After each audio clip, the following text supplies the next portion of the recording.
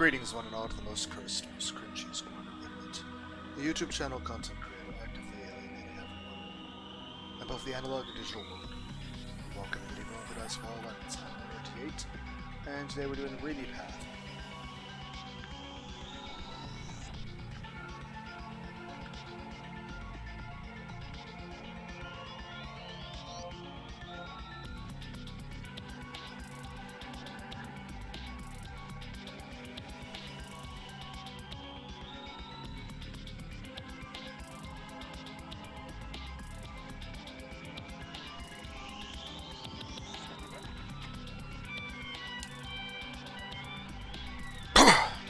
Tied her hair with ribbons.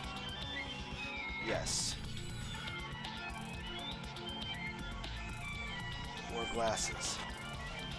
No.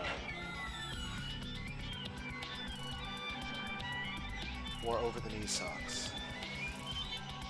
Yes. Wore a long skirt. No.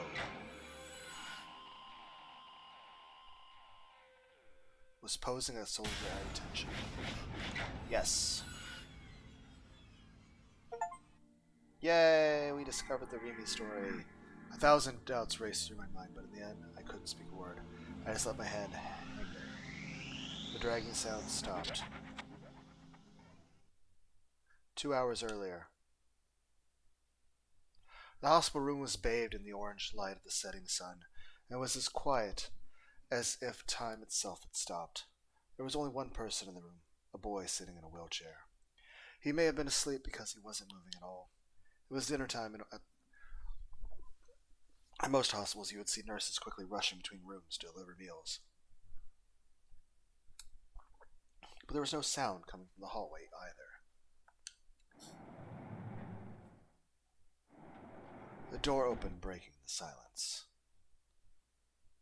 A girl came into the room. A boy in the wheelchair looked up at her, but didn't say anything.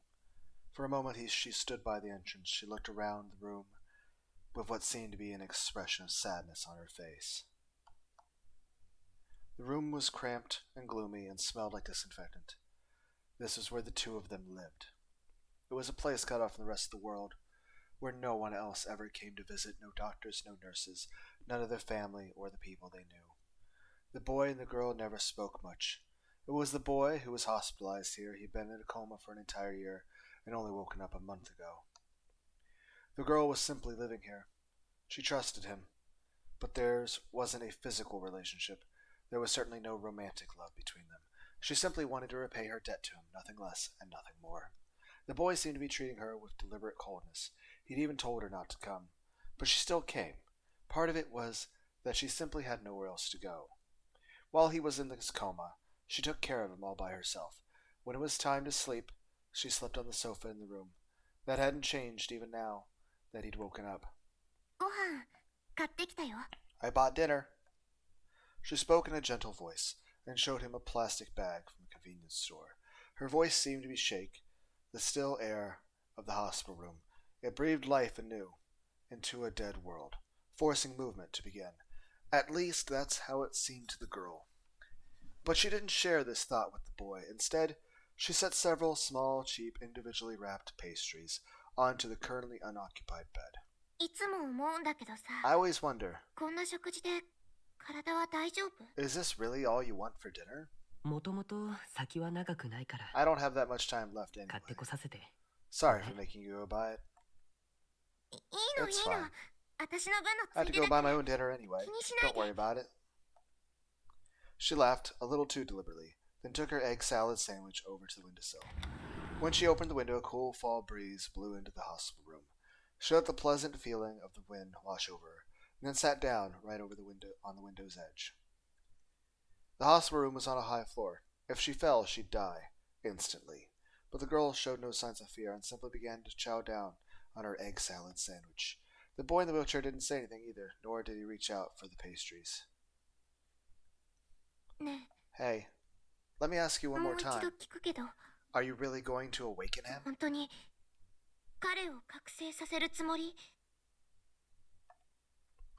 Yeah, I talked to him last night, and it was obvious Nozomi is already after him. Noah 2 is almost finished. I need to hurry. 急がない。どうしてもやるの。 Is it something you really have to do, no matter what? そうだよ。 Yeah. でも、 But then, you're no different than Nozomi, terrifying him, pushing him to a breaking point. 追い詰めて。彼しかいないんだ。 He's the only one. 彼が覚 But 醒 if すれ he ば awakens, you'll die. あなたは死ぬのに。最初 I から knew 覚 from 悟 the の上だよ。 start. I think it's 彼 what I に全て deserve の責任を押し for 付け trying よ to うと make し him ている僕には responsible 相応の罰だと思う。 for everything. The girl was still looking out the window, at the setting sun. She didn't turn back to look at the boy. From the look on her face, one might think she was about to cry. 彼を消すっていう選択肢は Couldn't we just な get い rid か of な。 him?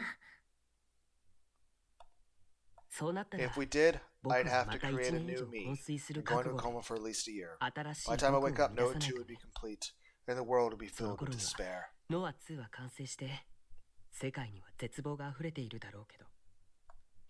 The boy's voice was gentle, but not without a note of bitterness. The girl heard it and sighed. 私は I'm against this. あなたのやり方には反対だ。ノア2を完成させるわけにはいかない。 We can't let Noah 2 be complete. そうだけど、 I know that, but 彼の立場を考 when I think え about た the positions he's in, it's just too ら sad. 悲しすぎるよ。それに、あなたが And I 自 can't 殺 just しよう sit と here し and ている watch の you を commit むざむ suicide. ざ指を加えて見ているわけにもいかないし。自殺じゃないよ。 It's not suicide. 私が I'll fix なん this とかする。 somehow. She spoke suddenly, her voice full of resolve. For the first time, the boy moved a little, as if surprised. なんとか。 Somehow. The girl finished her egg salad sandwich, jumped down from the window, and turned to face the boy. For some reason, she made a pose like she was saluting. 私が望みから彼を守る。 I'll protect him from Nozomi. そうすれば If I can do that, あ he な won't たは die. 死なないから。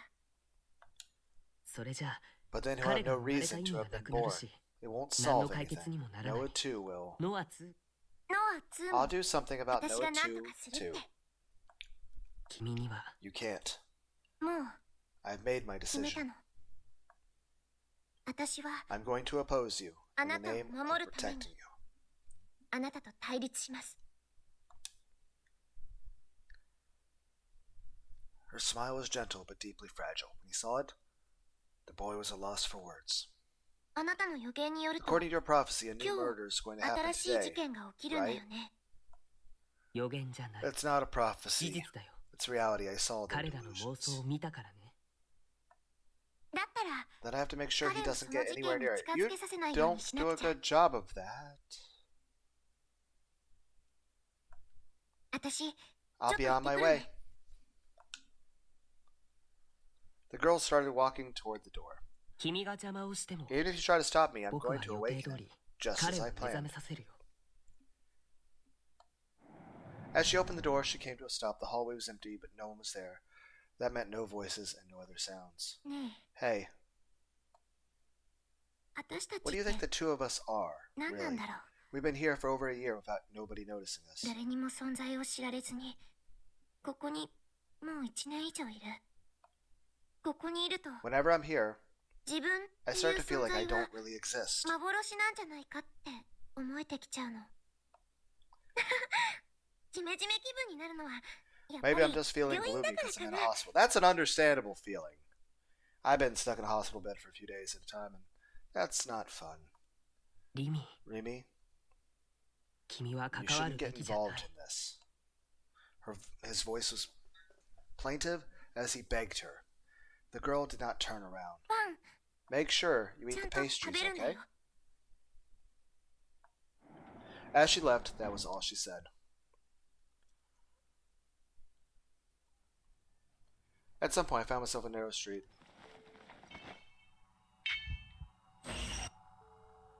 She heard the sound too. At first, it was a whooshing sound like something slicing through the air. She had also seen the strange man who held the bag that made the sound. She chased him, but he'd gotten away. It was after that when she heard the echoing of the other sound, the loud metallic stakes being pounded into a wall. She could still hear the whooshing sound of it too. Two sounds seemed to resonate, making her ears hurt. 手遅れ I was too late? She bit her lip a little, then ran toward the source of the sound. What she saw there was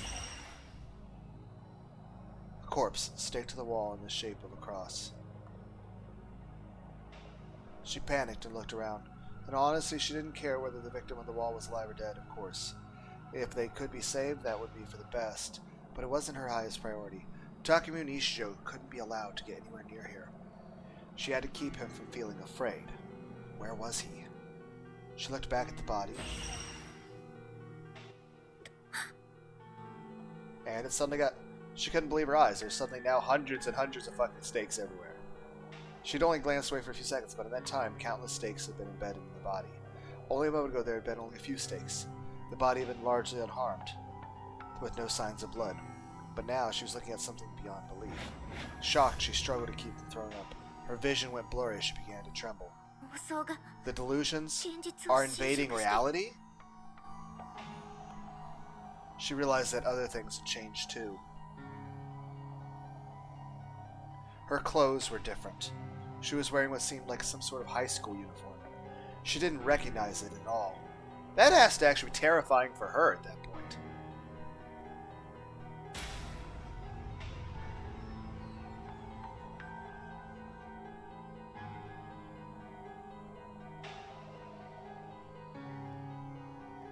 Was that done on purpose to make me not trust you? Because if so, it did a damn good job.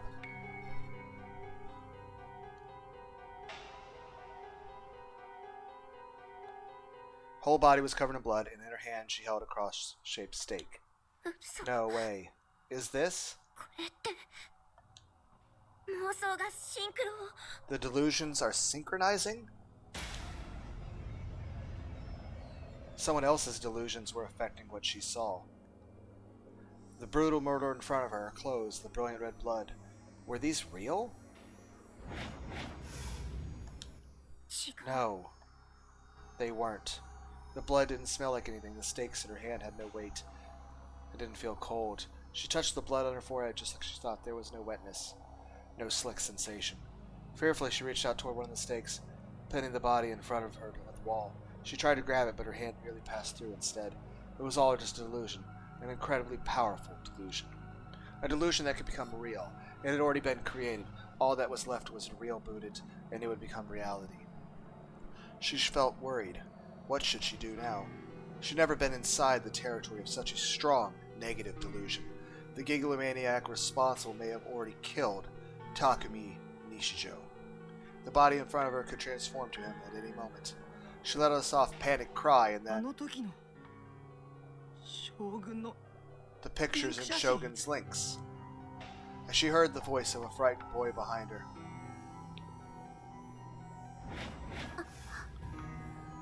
Oh, she looked at me with startled wide eyes, her expression then shifted to a combined smile with tears, and then, よかった I'm so glad, she whispered. Glad about what? Why would anyone be glad about anything right now? It didn't make sense. It was so bizarre I felt a cold chill run down my spine and quickly looked away. It suddenly occurred to me I didn't want to get involved in anything weird. I wanted to meet you. I'd go crazy. Taku. Suddenly she said my name. I had introduced myself. I'd never even seen her before. あなたに会いたかった I wanted to meet you. You know, given the context of the rest of the story, yeah, there's no reason to be scared of Rimi. But we don't know that when first playing the game.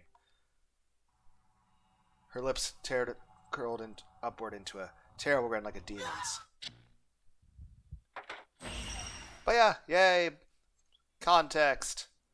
In a large general hospital in Yoyogi, it was time for rounds of wards, and most nurses went away. There was only a single young nurse in the nurses' stages. She was staring at her laptop expressionlessly. She had her cell phone to her ear, even though she wasn't on a break. Cell phones were forbidden in the hospital, but she made no effort to conceal herself.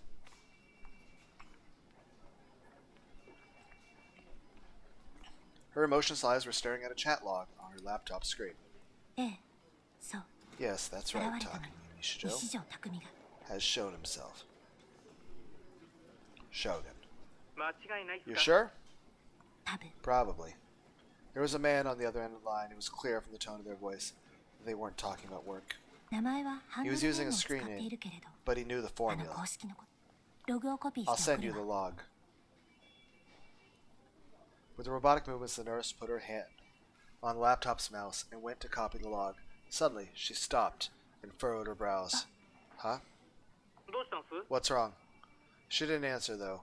Instead, she squinted as she looked more closely at the monitor. The LCD screen still displayed a chat log, but somehow was different than what it had been a few seconds ago. There was no way it could change. This was a log, not a real chat. But a moment ago, there was nothing unusual about it at all. Now, she clearly see that something was wrong. ログの書き The 込み時間 timestamps が and logs, 変わ they've ってる changed. What do you mean? The man must have sensed something because he lowered his voice. ついさっき There ま was では nothing unusual 不 about 自 it a 然な moment と ago. ころなんてなかっ What's た going の on に here? これ一体どうなって Calm down. We're up against an incredibly powerful gigomaniac. So Shogun changed the timestamps. 細工された Did の he かし alter ら it? He didn't want anyone to know that he's real, probably. 書き込み時間が変化したことで自作 Changing 自 the 演の timestamps よう just に見 makes え it て look く he るわ wants to be found. If that's how it looks to you, then that's what he wants it to look like. He made reality into a delusion. Be careful, Shino. You're being watched. By him. I mean, yeah, we're roommates pretty much. You live downstairs. The nurse, I sometimes steal your egg to salad sandwiches. The nurse, Shino, felt a tickle at the nape of her neck. She covered her neck with her hands and glanced behind her. But there was no one else at the nurse's station. 信仰の救 May い the や divine light save us. She offered the prayer of her faith, as if to ward off her terror.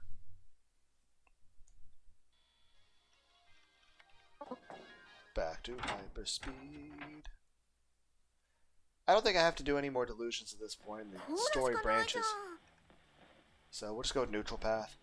Because I don't think it has any effect on anything. I'll just double check on you. But yeah, Rimi route. Rimi related missions interspersed. Skip mode disengage during these scenes. Be sure to read them additional context. The game will branch into the route in Chapter 8. But we're seeing additional scenes. So we're going to just skip through the game like we've been doing with the speedrun stuff, and occasionally we should have additional scenes pop up. This should be true of all 6 characters. Basically seeing things more from their perspective. Plus we get a new ending. So what we're doing is each of these playthroughs we're going to see things from the other characters presented, in this case Rimi. We're going to see stuff about Rimi that would have spoiled the story in our first playthrough and been too overwhelming. At the same time, we're going to get a different ending. We're going to do that for all 6 of the girls. And then we get a new final ending. That can only be unlocked after we've done everything else.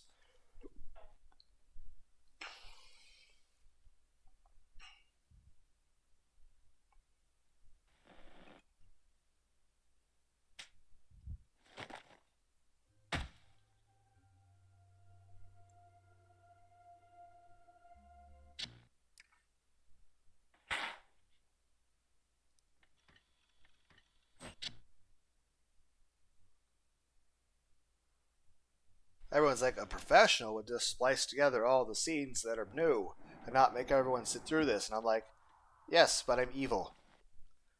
So everyone's like, you just don't want to edit. You also don't know how. Yeah, and I don't want to learn how. I don't want to edit videos. I don't.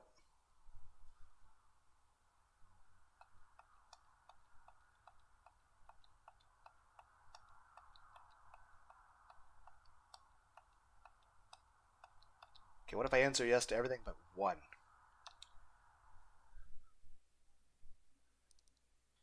Everyone's like, what would your normal answers be? We did that in the first playthrough.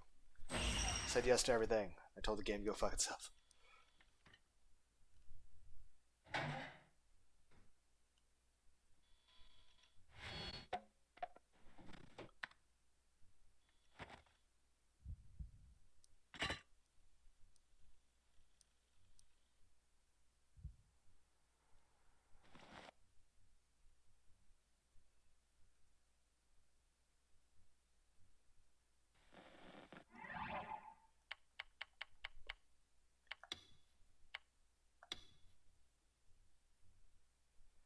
Quite high. Your real life is almost like a pain one. It's only natural that you would seek to avert your eyes from it. However, you are not prepared to live life fully inside your delusions. Someday you believe you'll be able to return to a happy, normal life. Do you ever have trouble telling the difference between delusions and reality? If your delusions are influencing real life, then that's dangerous. Time is coming when you'll have to make a choice. Devote yourself fully to your delusions or the rest of your life, or work toward a faint hope of a better life. Rimi's comment. I don't want you to have any more delusions. I know life is hard, but that's what makes happy things, the fun things, oh so special. So come back to reality, please. From you, if you want to devote yourself to delusions, that's the best thing. You can talk nobody at all. Then you only have your delusions left. I'll probably the next time through I'll do the all answers again, just so I can read that one thing again.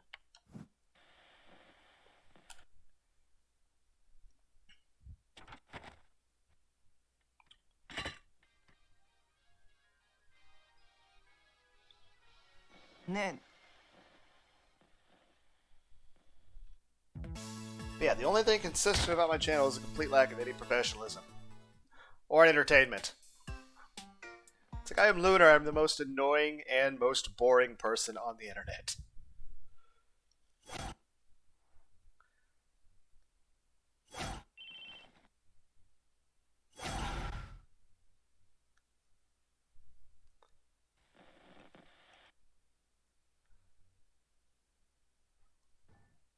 It's like, Lunar, what do you do in your free time? Well, I make videos of where I play video games and make commentary no one wants to listen to. And I do it all for free. Because I'm evil.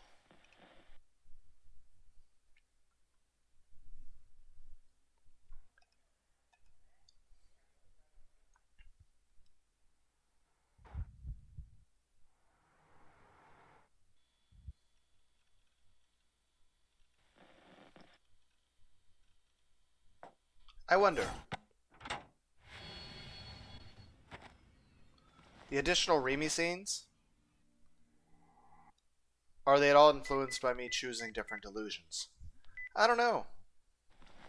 I guess if they are, I mean, I'll find out if we're still missing CGs after we get the final ending. At which point I'll be like, okay, at that point I don't really know what to do, and I'm not going to do any more than this. The soundtrack is good if you get to listen to more than 3 seconds of a song at a given time.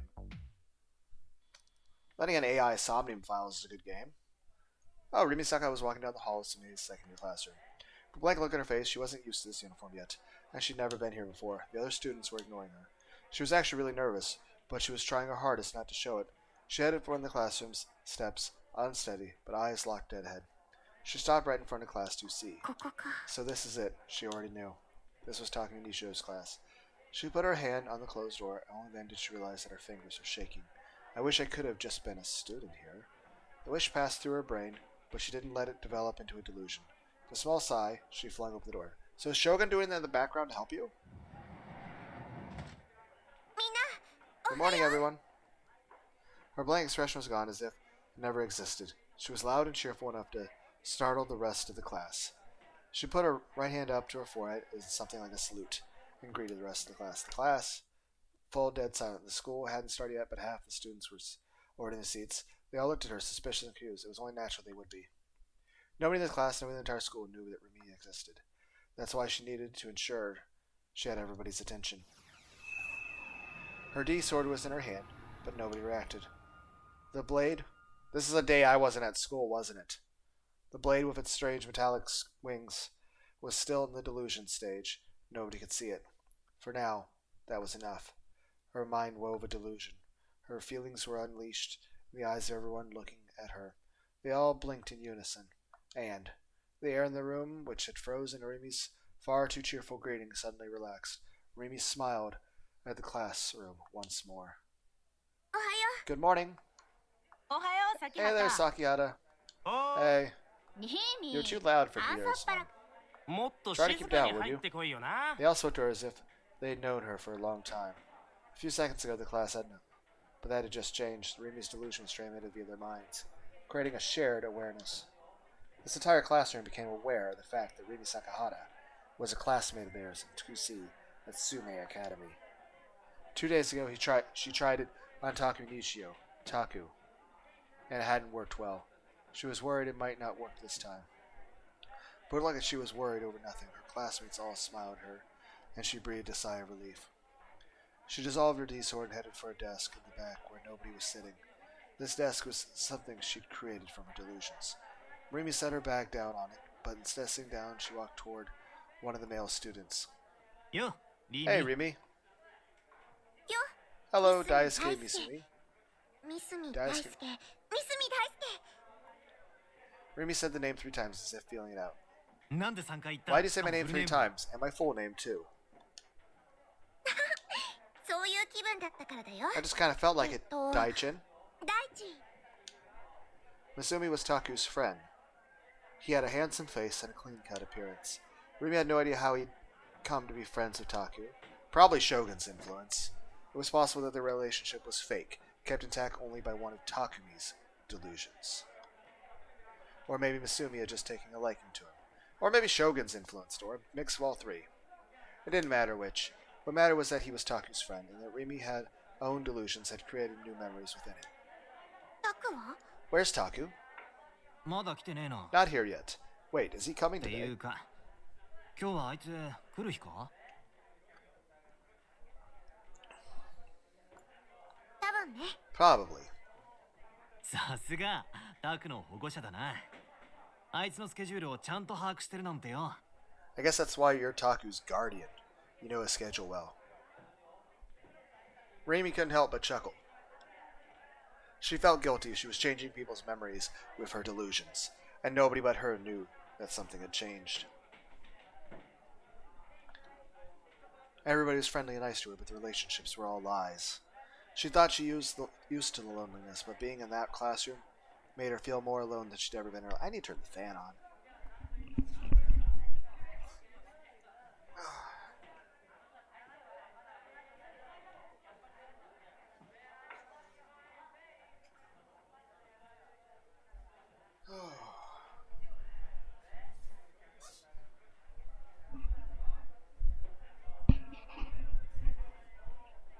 That feels better.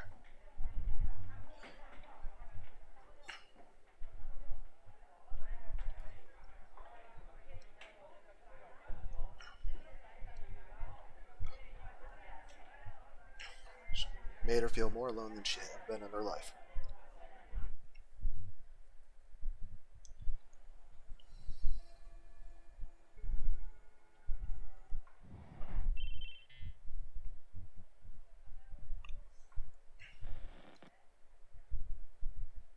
But I wonder if the change in delusions would have an effect on the story in any way. I mean, in terms of the side paths.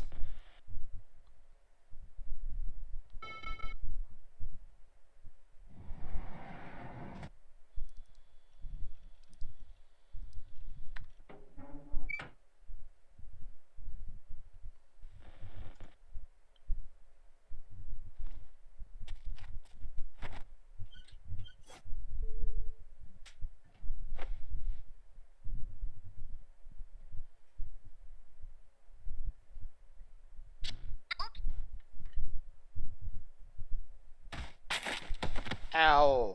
That sounds painful. My body froze.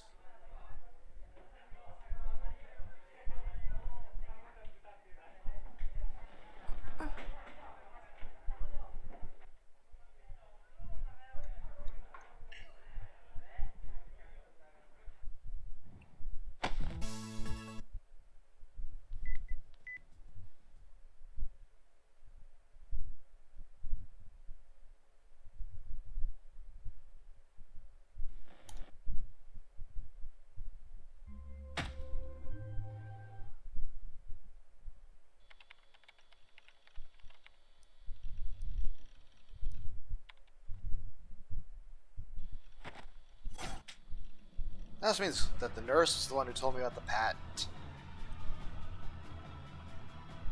Also means the friend in America either didn't exist or you're talking about Sua.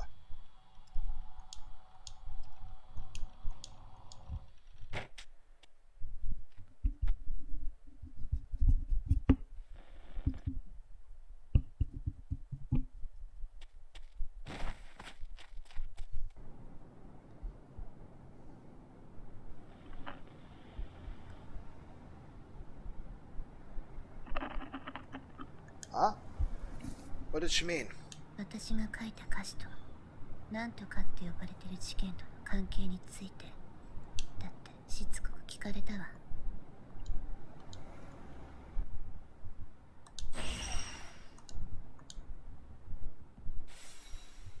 Epilepsy via story. You will read the words so fast.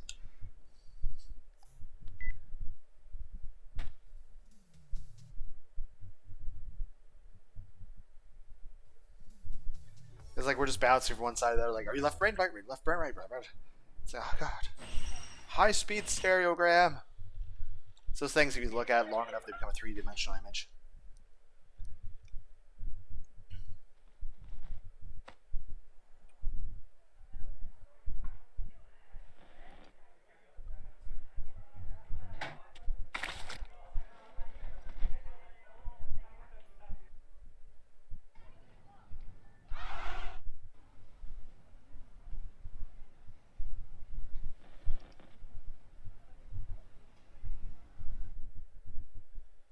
Sometimes those...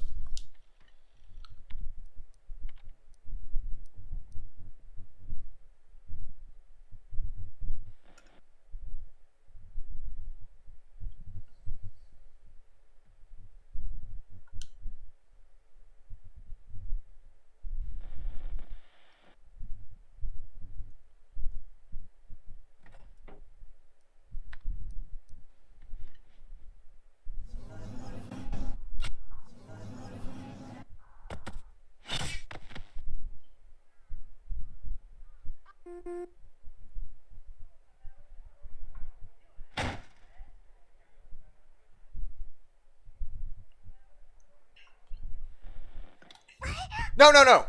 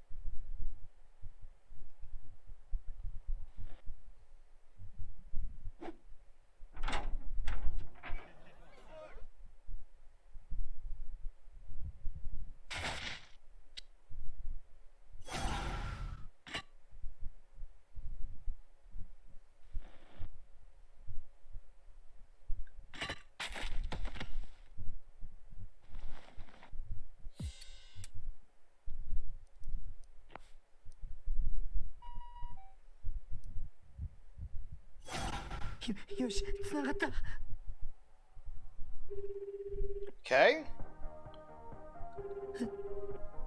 Why is this different?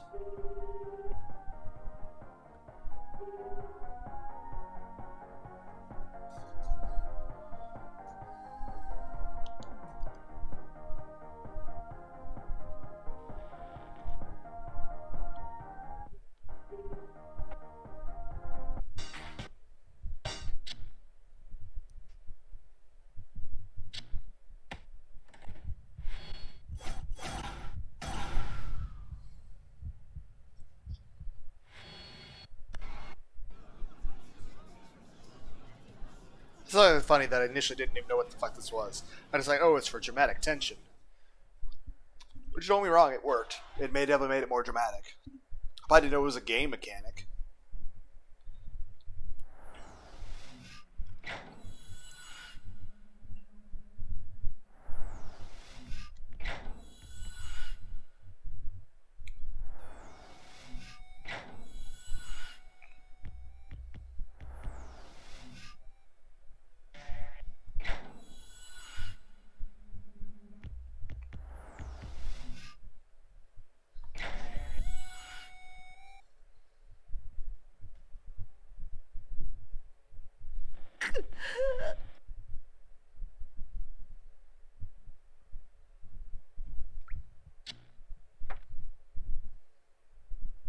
Rimi Sakata was standing alone in the dark room, head slumped. The room's owner, Takumi Nishido, was nowhere to be seen. The door hadn't been locked, so she'd been able to walk right in. Rimi looked at the time on her phone. It was a little before 10 o'clock p.m. She wondered if Taku was still at Scramble Crossing. She wanted to go help him. She tried, in fact, but there was a crush of people in Scramble Crossing that was so intense that she'd barely been able to move. The Boy Psych show ended before she could get to the front, and just as it had ended, she heard Takumi's voice. He wanted her to get Nanami's hand back. It was rare for Takumi to ask Rimi for something.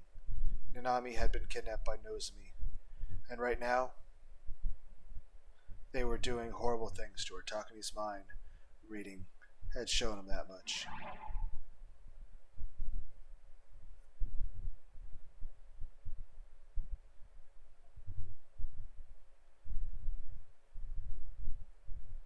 So are we talking about Takumi in the hospital or Takumi that's about to be in the hospital?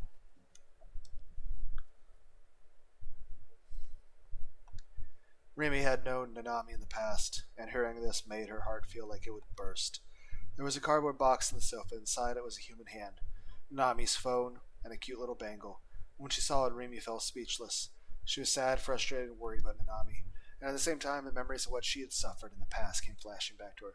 She bit her lip and spent a while staring at the severed hand. She took a single deep breath to calm herself, and then closed the box's lid. After resealing it tightly with masking tape, she put it under her arm and left the room.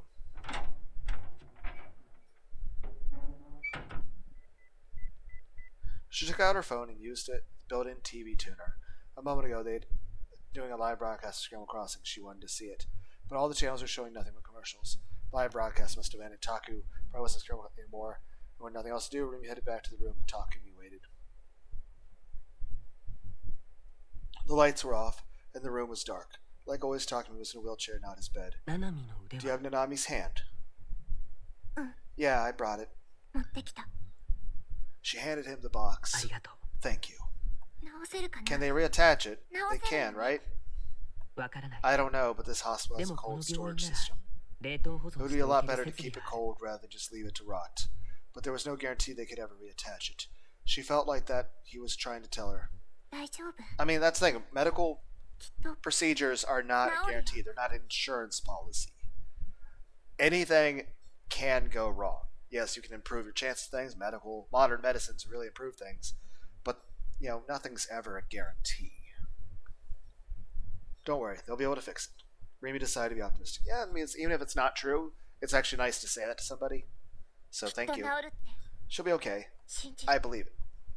Of course, we have to get her back first. I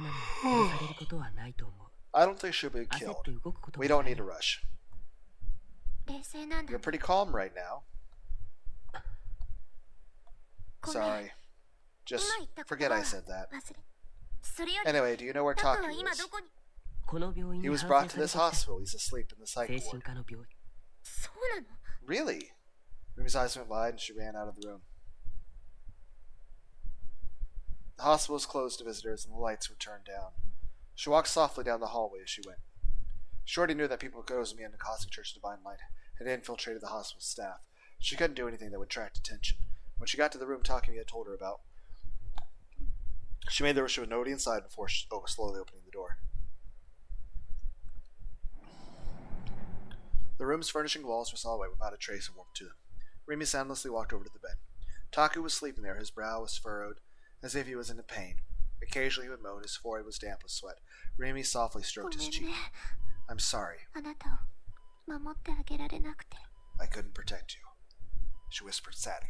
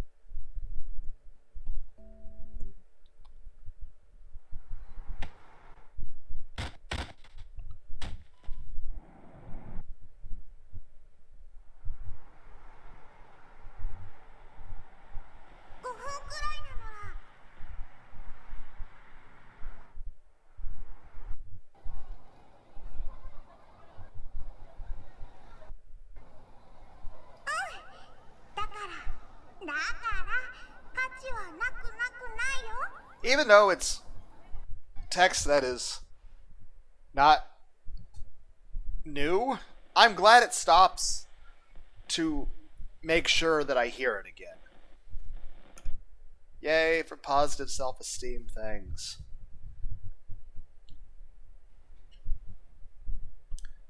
This has been Lunar D8, the Let's Player of horribly low self-esteem. Who else relates?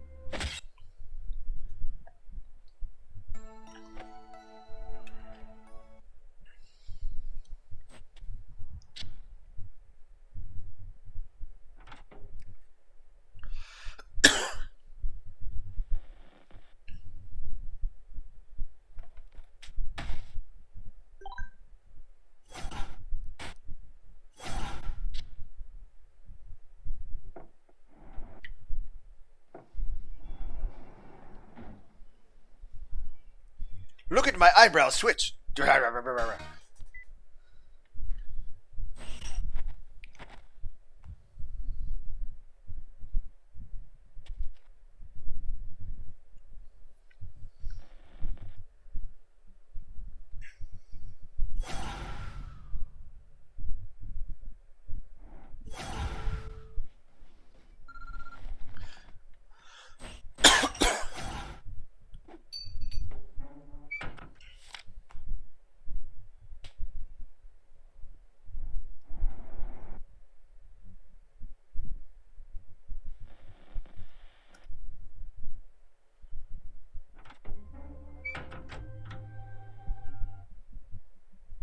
It's just what? This has now become just let's all focus on the way the anime eyes are moving.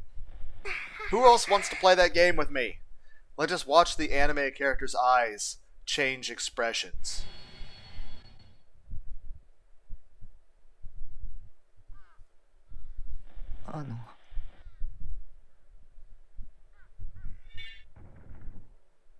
Hyperspeed anime eyes.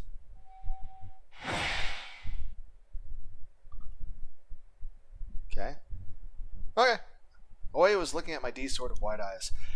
She swung her sword fast and hard, but blocking was easy. These swords were resonating with each other.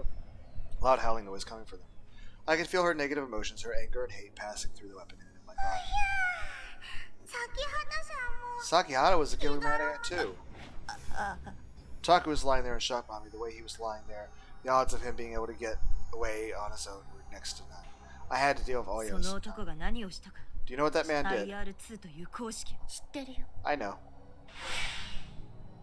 I cut her off. I didn't want Taku to hear the formula's name. Then, if you awaken Taku, something even worse will happen. I'll kill him before that happens. You can't. Al was aggressive, but she had the wrong idea about how to use a D-sword. She was too direct and too emotional. If you wanted to use the weapon as a sword, you could. But you do nothing more than a child playing at sword fighting. Maybe someone who would practice using swords could do something with it, but a teenage girl swinging it around was no threat at all. Nisho needs to die. He brought disaster to this whole world. Her hatred had taken over her mind. I could see the negative delusions within her. They had become a black mist, stabbing into my dead spots. She wasn't doing it deliberately, and it wasn't anything special about her. This was a power that the Gigomaniac had. They could perceive the royal of another human's emotions. They could see another person's feelings. I turned my consciousness to face the images that were forcing their way into my mind, the emotions that were driving Aoi to hate the memories. I could see them. Her suffering, her sorrow, the memories of the past that ate at her soul. I could use them to my advantage. I stared at Aoi and I moved with delusion. I created a false image that would tear at the wounds in her heart. Aoi shook with surprise. She slowly lowered her sword and stood there, unmoving, her expressions confused. Her eyes were empty. She wasn't looking at me anymore. She wasn't looking at reality anymore. She was little. She was inside the delusion I'd created. All I'd done was give her a little push. Her obsession would do the rest. And create the story I wanted her to see.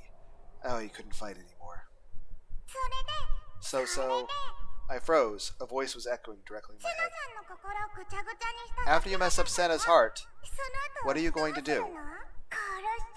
Are you going to kill her? I looked over toward the shipping container. If you really are going to kill her, the blade was wreathed in, an overwhelming menace, an innocent ferocity, and a destructive elegance. So that was Orihara's D-sword. You're going to on my bad person list. And the people who go on the list.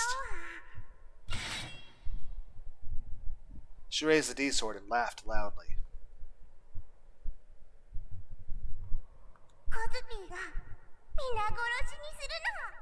Kozupi kills them all. I'm... Kill them? Taku screamed. Senna and Kozupi are both my enemies.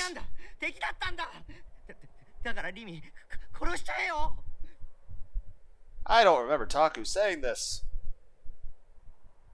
But there are bound to be some differences, I guess, since we are getting a different ending. This is our enemies whole time, so kill them. I don't want to die. Taku, be quiet. Okay. You're on the list. Orihara smiled happily. And now, I'm going to kill you both. Really? Well, this is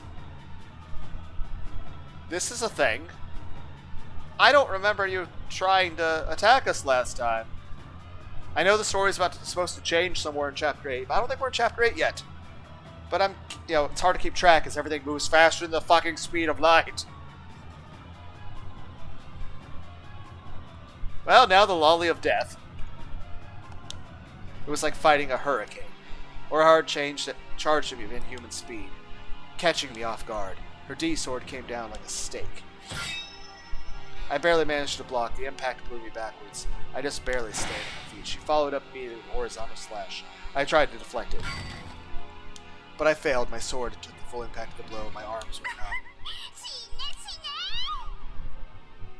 Well, you've lost your mind. You're a good person, but you're temporarily insane. Her speed was overwhelming my defenses. I didn't have time to counterattack.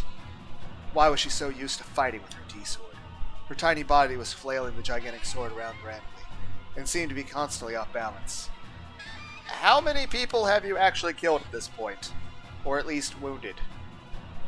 So I'm getting the impression it's in the double digits. Her footsteps were unsteady, like she could fall over at any moment. It was as if she wasn't swinging the blade, but the weapon had a life of its own. So both you and Takumi are bad people, huh? I'll kill you both.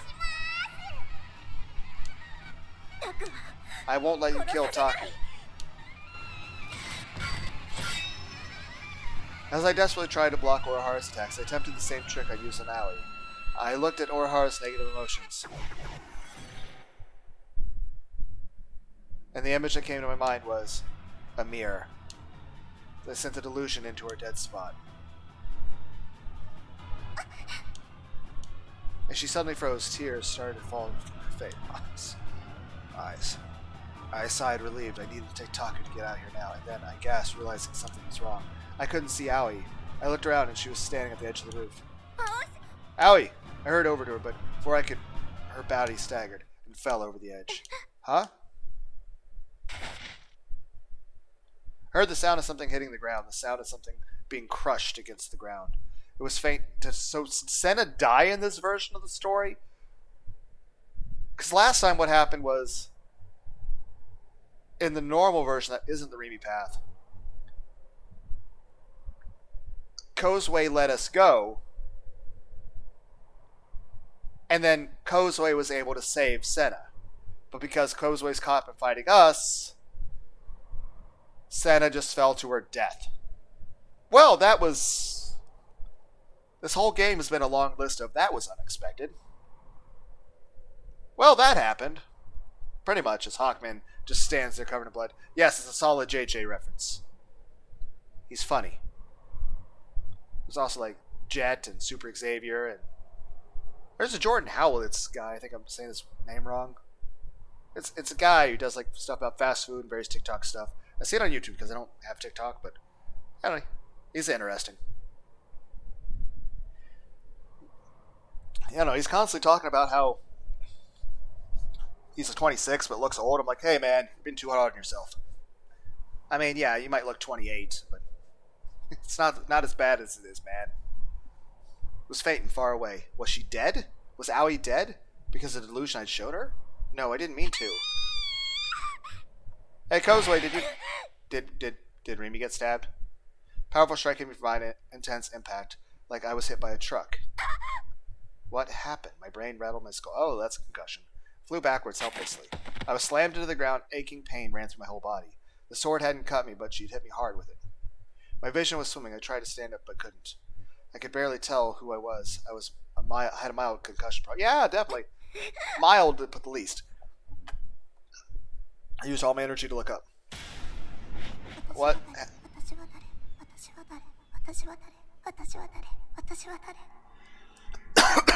Orihara was staggering around randomly, hands up against her head. She was shaking her head violently. Had the delusion. It's like Talion when it came to Shadow of War. Oh, you shamed an orc. Guess what could go wrong? You've created a maniac. Had the delusion I showed her made her go crazy. Who am I?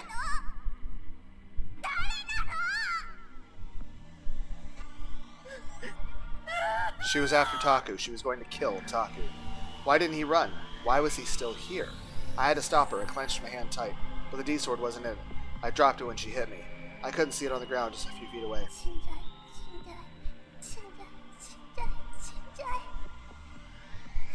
Die, die, die, die, die, die, die.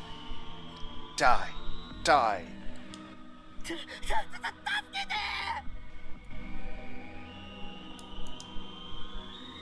Taku was begging for my help. I had to help him. I couldn't let her kill him. But I was too far away to do anything. Orihara was already holding the D-sword above her head. It would only take a second for her to kill him. He was lying on the ground, shaking, unable to move. In less than a second, it would come down and crush him. I had to help him, but there was no time. Countless voices rose over me. My thoughts were a confused jumble. Countless pairs of eyes stared at me from within my heart. Countless mouths belonging to me were whispering. The whispers joined together, becoming a flood of voices, stealing away my sanity. I forced myself to stand up, but it was all I could do. No, I won't make it. I won't let you. Kill him! I grit my teeth. Taku was going to die. I'm not sure what's going to happen. Kill Kozue Arahara. As long as Taku was safe, nobody else's life mattered. No, that wasn't true. Kill. Actually, it would be better if Taku died here. Kill Kozue Arahara. Kill Takumi Nishijo. That's what Takumi wants. What Rimi Sakihata wants, right? No. No. I'm... D-sword was in my hand. It had been on the ground. But now it was in my hand. Okay? The sensation of ripping through flesh. Well, we have just killed Kozue. Jesus. I had no idea how I'd close the distance between myself. Flashed up, I guess. Then Orihara, but my D-sword was stabbed deep into her back. This wasn't what I wanted to do. I didn't mean to kill her. Or did I? Was that what I really wanted to do? Orihara turned around to look at me in shock. Sakihata? It hurts. No.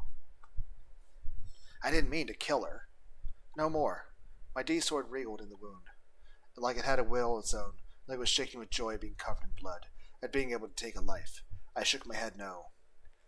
The D-sword, still stuck in her back, began to clack its wings. No fangs. It was ready to devour her. No. I tried to pull it out, but I couldn't. I couldn't move. I couldn't take my hand off the sword. Arahara spat up blood. The blood fell on my sword and... No.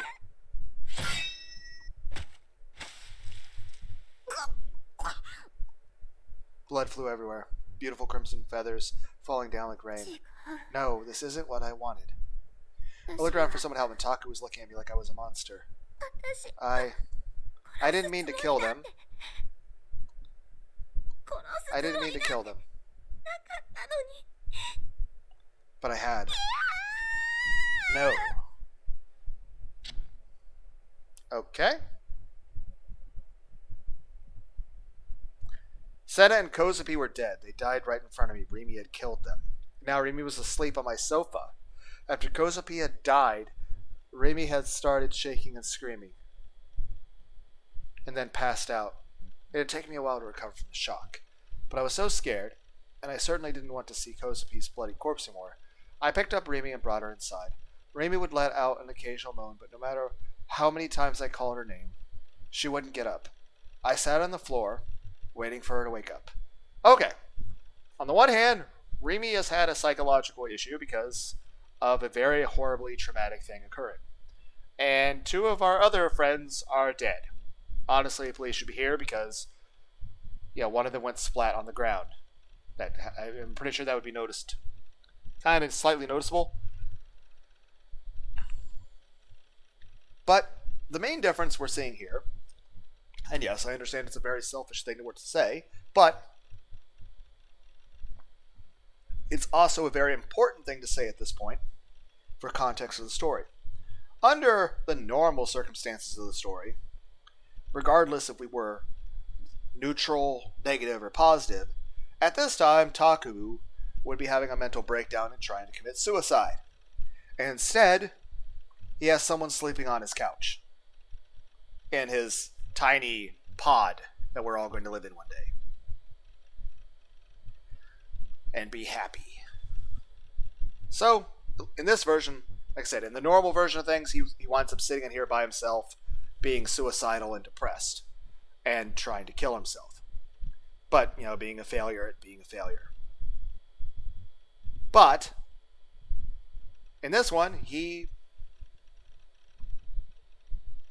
isn't suicidal. I'm just saying having somebody there for you who is supportive is nice. Even for somebody who is a bit antisocial and does require some time to themselves from time to time, prolonged isolation and forced loneliness is perhaps not good for mental health.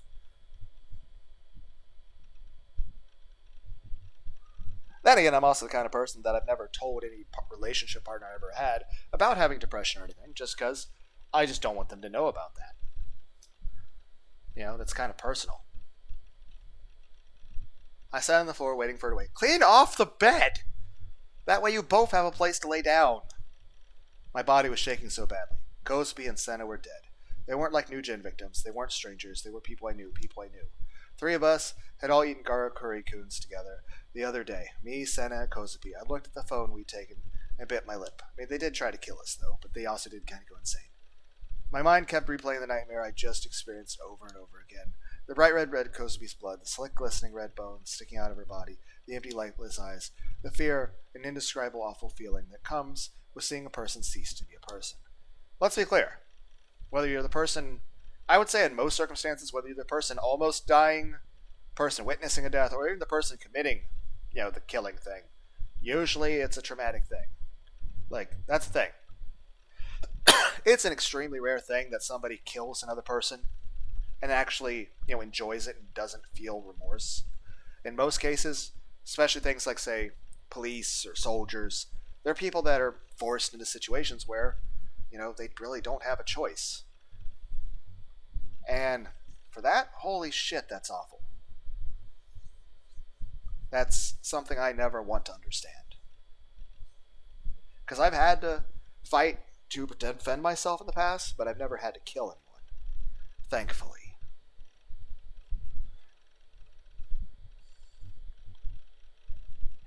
The sight of her tiny body being torn apart refused to leave my brain. I never realized just how fragile a human being was.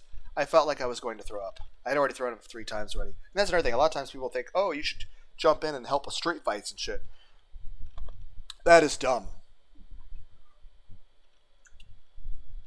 Because here's the thing. Yes, the idea of helping people is good. That is noble.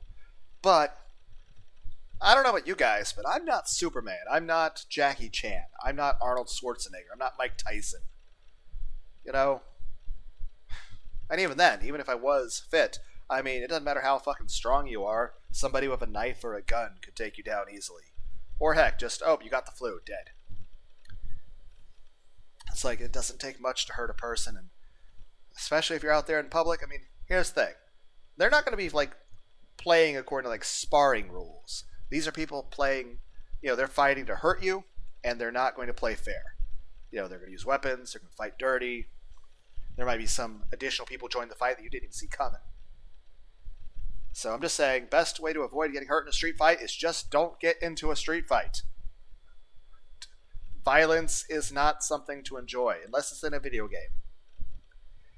Then again, I'm the kind of person that I want the whole world to be a peaceful place where no one would ever hurt each other, but we can all watch horror movies and play violent video games, but no one would actually hurt one another.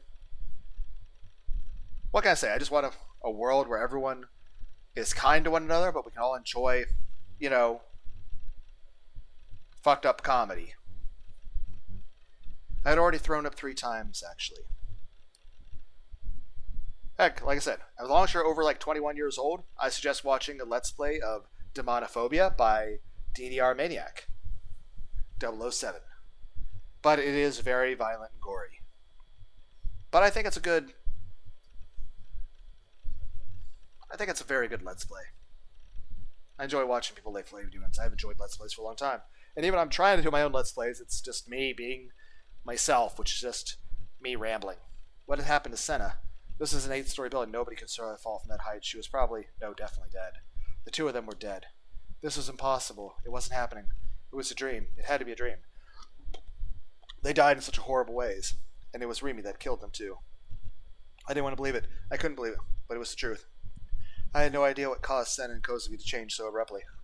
They said something about IR2. It probably had something to do with the scribbles in my old essay, but that didn't matter now. Knowing that Rimi was a gigomaniac didn't shock me that much. Either. Rimi had fought them to protect me. Maybe she'd gone too far, but I wasn't going to blame her for it.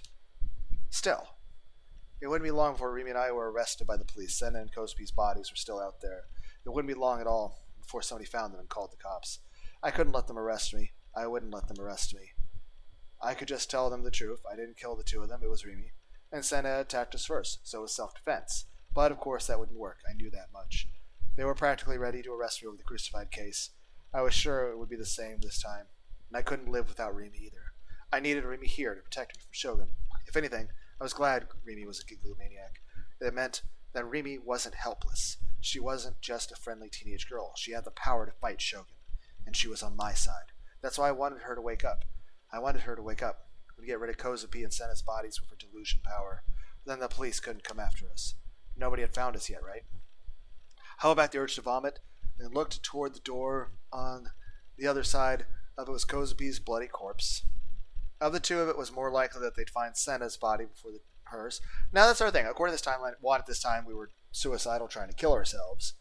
But also, shortly after that, we then went to Shibuya Crossing. Also, the true serial killers do actually know where we live.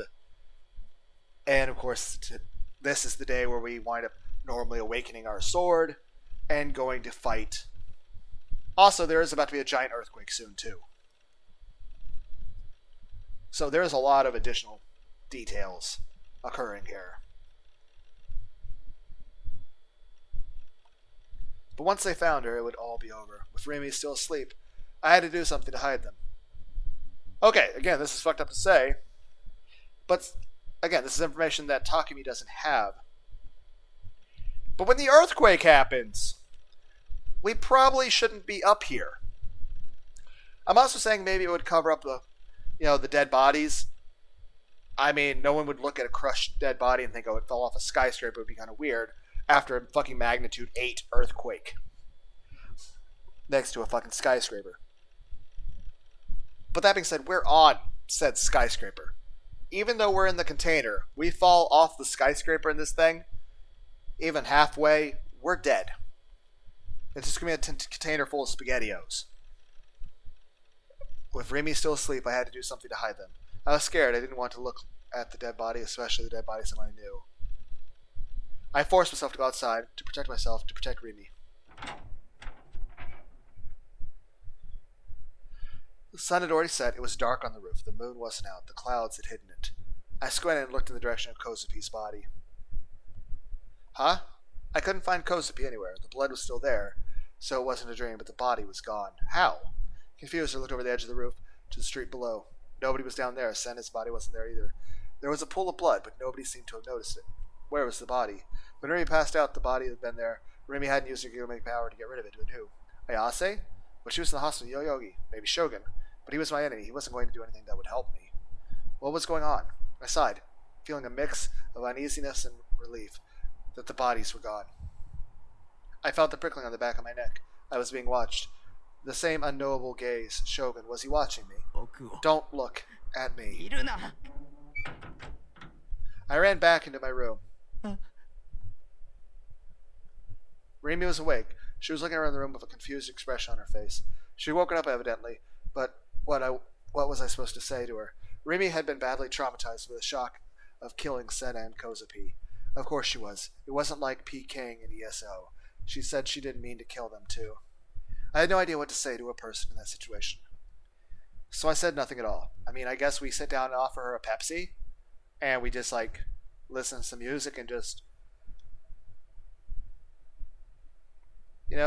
sometimes the person just needs to know somebody's there for him. Like, hey, I'm not going to force you to talk about it right this second. You can if you want to, but if not, we can just chill here and, you can have some time to internally process things.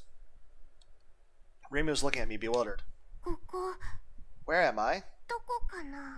Did you lose your memory? Huh? Who are you? Something was wrong. Rimi, what's gotten into you? Is somebody using a delusion on her? Rimi? Who's Rimi? Is that me? I'm not Rimi. What are you talking about? Snap out of it. My name is... Are you gonna say Nanami?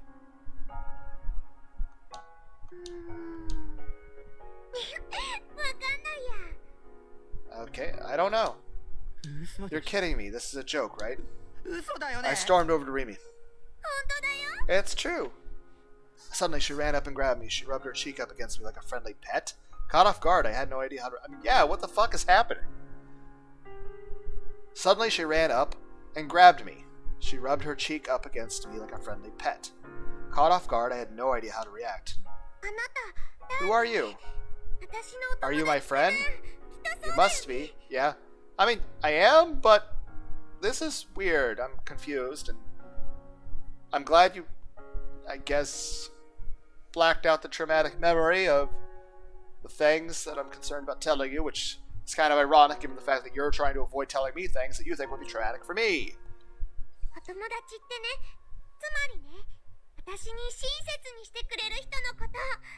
A friend is somebody who's nice to me. Who are you? Are you my friend? Must be, yeah. A friend is somebody who's nice to me. You won't get mad at me, right? I don't like it when people get mad at me. And I don't like it when it hurts either. Amnesia? Not just that. Regression to being a little girl. I thought that only ever happened in H games. I definitely never thought that I'd see it in real life. Maybe it was possible. Rimi had freaked out when she killed Kozupi. And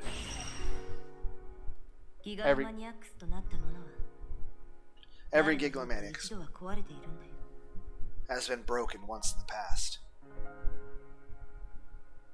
That's what Senna had said before she died, too. Maybe Rimi had been broken. I made my heart commit suicide. The words came to me. I couldn't remember when I'd heard them. but it felt like someone had said them to me before. What if the shock of killing Kosume Senna had caused Rimi to make her own heart commit suicide? And what if the person I was talking to was a newly born personality? That explained why she was acting like a child. Well, dissociative identity disorder, multiple personalities, was the more common name. I really don't know what to do in this situation. Like, I mean, I can't. Like, if I knew Shogun, and we could take him. Like, hey, we need a doctor, man. But this is, and also, is it just the Rimi from before has regressed, or because initially she was made as a bunch of clones of dying minds? So, is the Rimi before dead? Like, is she suppressed, or is she just not existing anymore? Like, what has happened? This is depressing. You know, I was hoping with character endings, we'd like, okay, each of the individual character endings are going to be happy and upbeat, leading to a final blue ending that's super happy for everybody.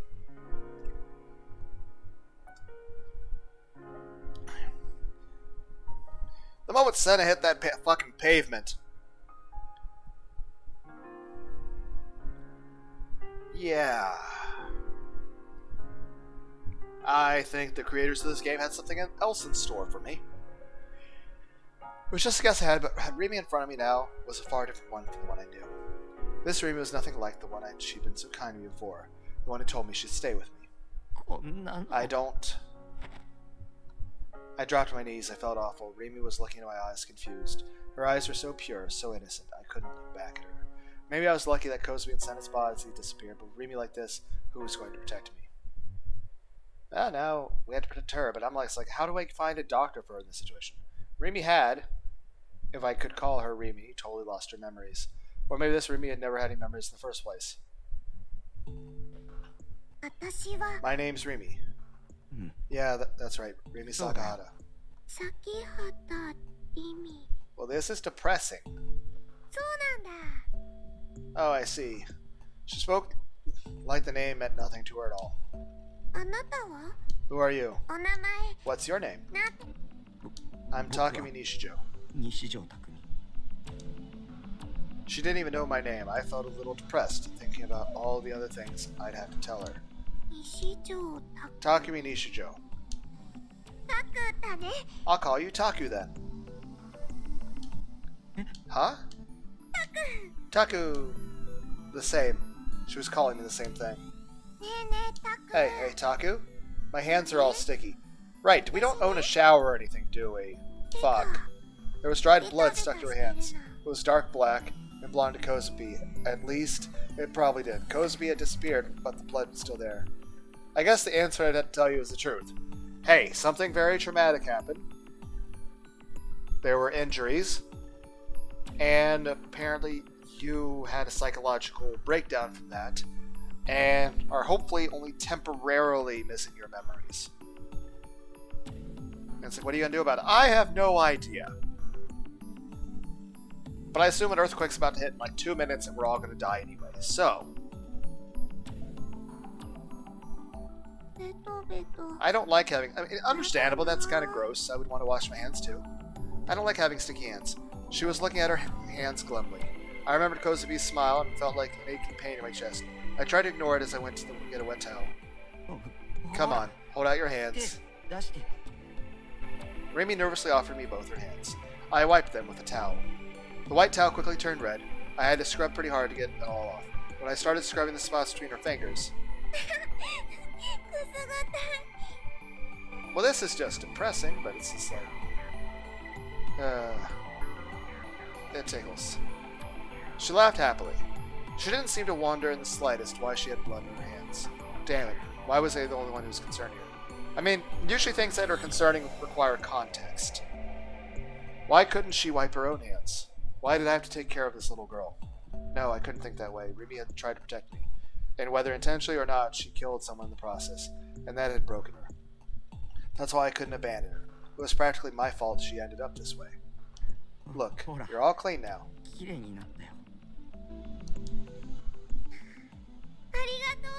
Thanks. My hands are all clean.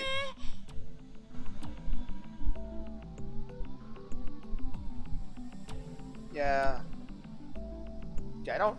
Like, given the circumstances of the game, we don't really have people we can rely on. Honestly, at this point, shouldn't the real Nishijo talking to me be like, hey, this is going to sound weird, and I don't mean to startle you. I'm using telepathy to talk to you from across the universe, or at least from 3 blocks away. I know Rimi. She was trying to protect you. Everything is complicated. But I know how to help her. This is where you should go. And then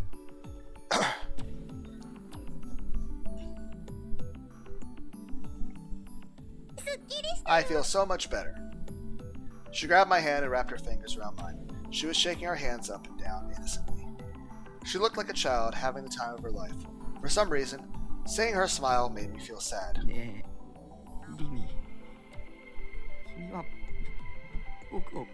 Yeah, she can't. Hey, Rimi, will you protect me? Protect what? Me. I really don't understand. But you're my friend, and you'll be nice to me, right?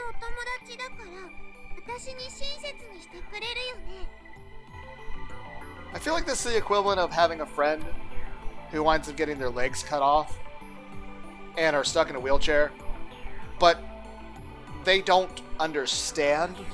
Like, they have a psychological condition to where they can't understand that they're missing in their legs.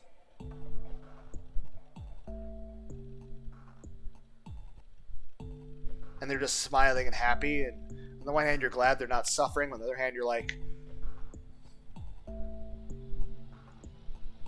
a different kind of emotional pain as you're basically grieving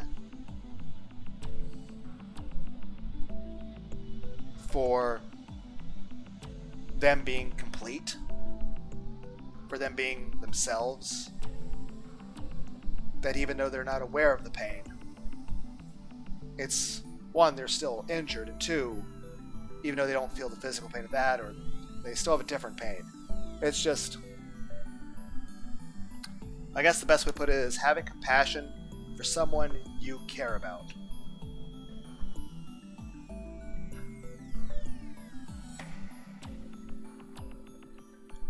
Then again, to a large part, you learn as you get older not to do that. Because I've found that as you care about people, other people punish you for that.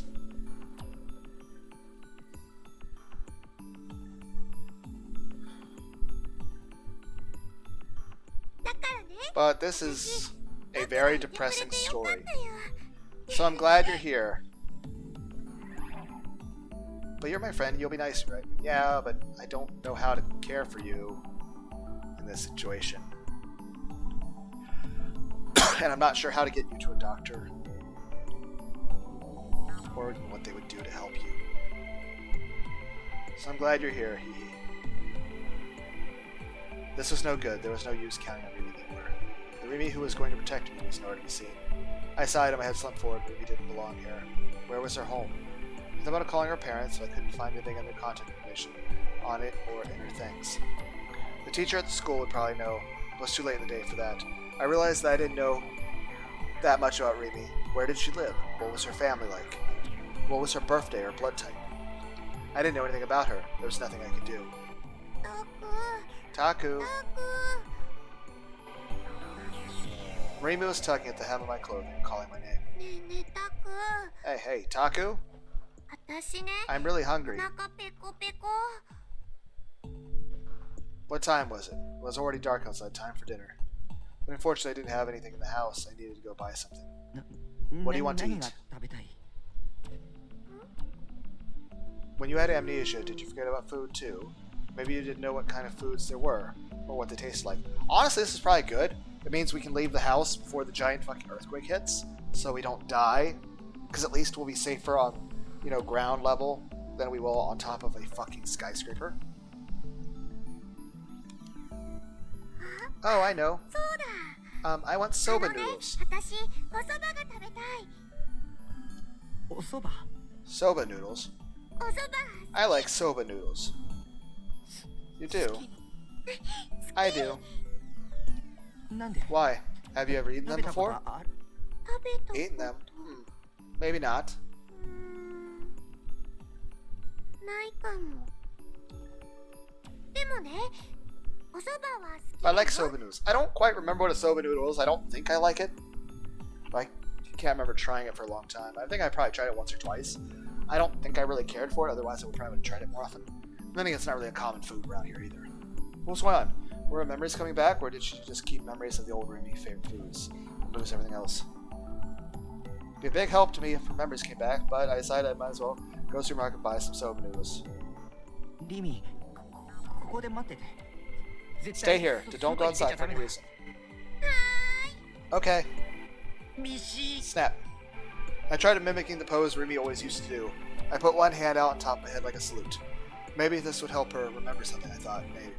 石？ Snap. What? That's really 何？ cool. かっこいいね。 It didn't work at all. She was looking at me with eyes filled with wonder and excitement. I suddenly became extremely embarrassed and ran out of the room.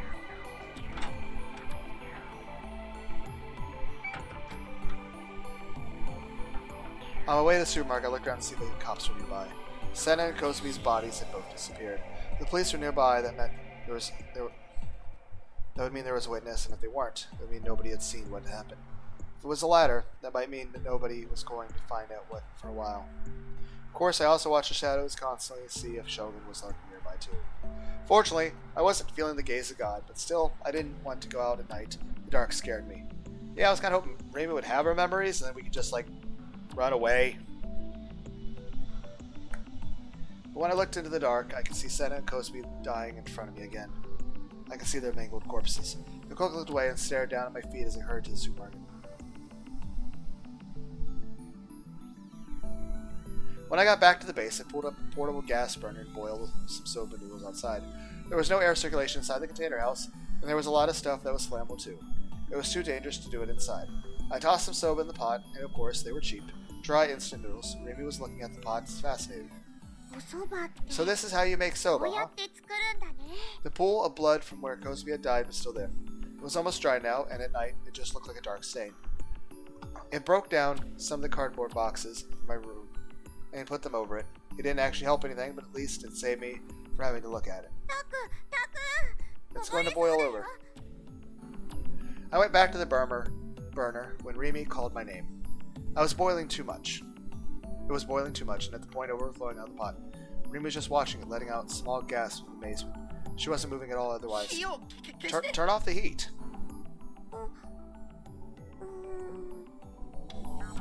Confused, she turned the dial on the burner and made it hotter. うわあ、売れたよ。 Wow, it boiled over. Amazing. いや No, it's not す amazing. ごいじゃないでしょ I quickly shoved her out of the way. It turned off the heat. A lot of the water spilled out of the pot. Well, whatever, as long as it was edible. They didn't need to think too much about how firm the noodles were or about how it tasted. I drained the noodles and washed them in cold water. I didn't know much of anything about cooking soba noodles. I just did it because that's what the instructions said. 冷やしと Do you want them hot or cold? どっちがいい冷たいの。 Cold. Okay. I put them in a bowl and poured in some broth. I had brought the store noodles. For toppings, I added green onions, sliced them up, and they were done.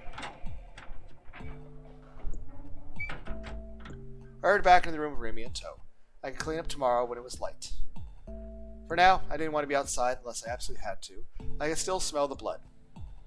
Even though I knew it was silly, I was still scared. It felt like Senna and Kosumi might come staggering out of the darkness, covered in blood like zombies. たく Hey, Taku, 食べ can I てい eat? い？ Can I 食べてい eat? い？ Rimi didn't share any of my worries, it seemed. No, maybe that was why she changed from her last personality into this one, so that she could forget the fact that she killed 2 people. Go ahead. Yay, let's い eat. ただきます。 She grabbed the chopsticks, she was holding them like a fork. She put her lips to the bowl and slurped the noodles up. You know, this is somehow more depressing than the alternate reality where we were just here by ourselves committing suicide. Just saying. This is somehow more depressing.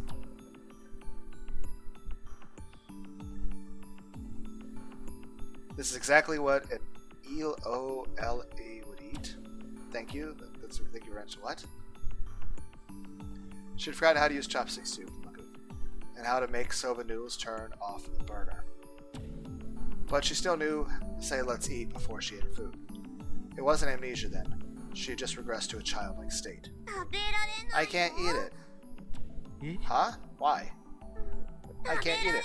I don't understand why you can't eat it. Rima was having trouble eating her noodles and getting frustrated. She was trying to eat them the wrong way, and it wasn't working.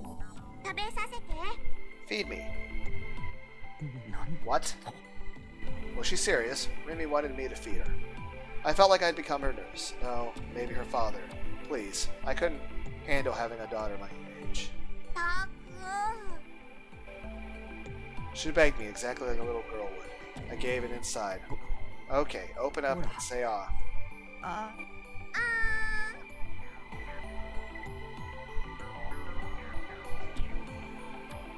She brought her mouth down on the noodles. I offered her and began to chew happily. It's yummy. Good.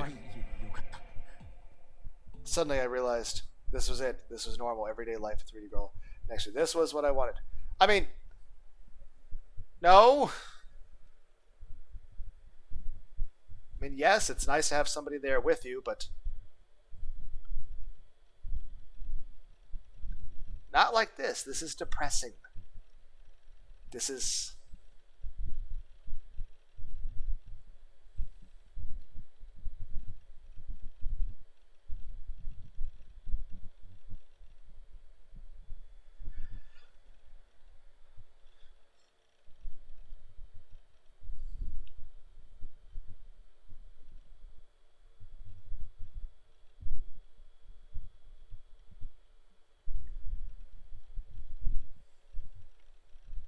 Congratulations, game. You're depressing.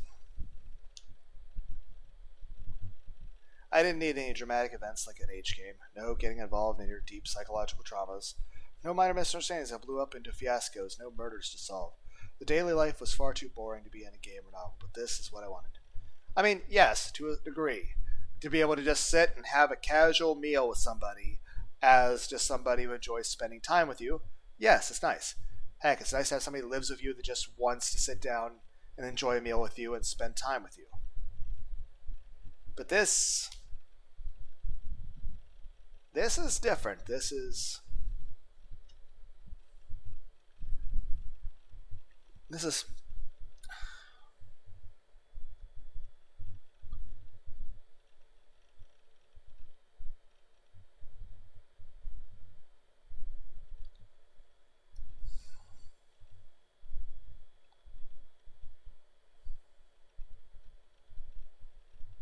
just depressing. It's just... This is...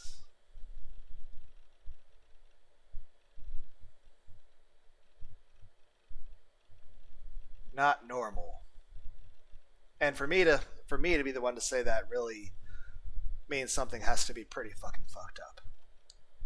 And now I had it. And it was with Rimi too. To be honest, I thought Rimi was cute. She even said she'd protect me. I wanted to be with her forever if I could. But this was all a lie. Yeah. This life wasn't going to last. And this Rimi wasn't Rimi. What I had now could end at any moment. And when I thought that, it made me feel so sad, so lonely, so empty. Come back. Yeah, I mean, I'd rather have, the person, whole mind there.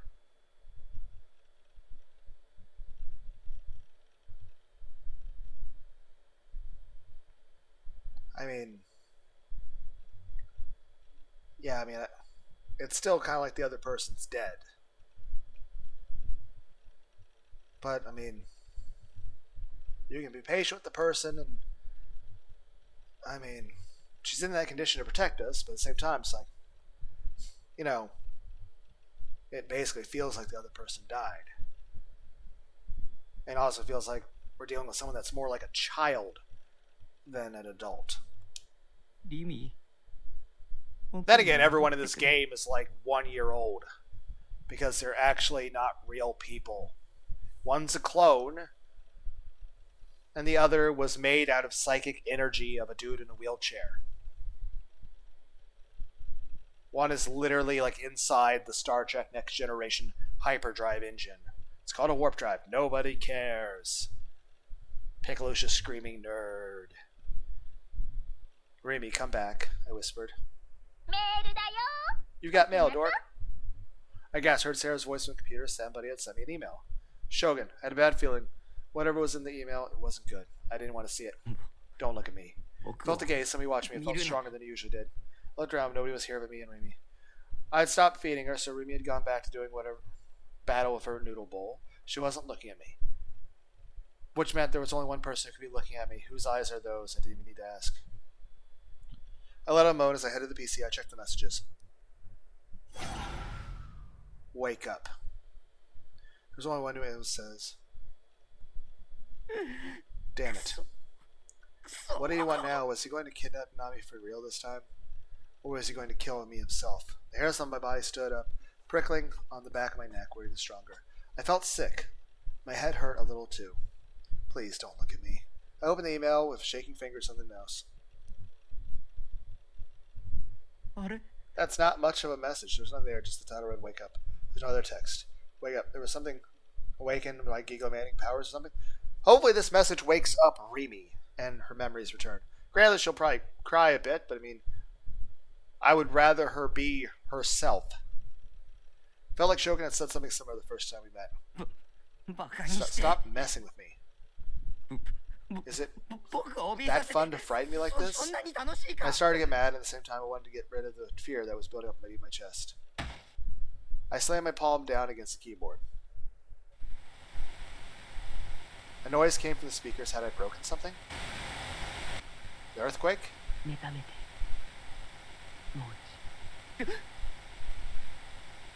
I heard a sound. I heard something mixed in with the noise. The PC MP3 player wasn't running. I didn't have any video sites open the browser either. Wonder if Shogun sent a virus along with the email, but there weren't any files attached to it. Again, I was hearing it. It hurt to breathe, sweat was speeding on my forehead. I could just kill the sound. If I muted the computer sound, the confusing noise would go away. I clicked on the sound icon at the bottom right of the screen. When the volume control menu popped up, I set everything to mute. Now I wouldn't have to hear it. The noise almost sounded like a voice. But whatever it was, I wouldn't have to hear it anymore. I was tired, confused, on edge. Of course I was.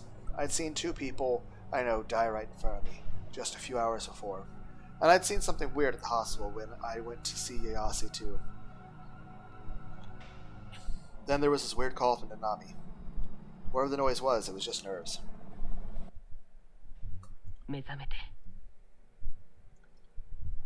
Wake up, the voice. There's no time.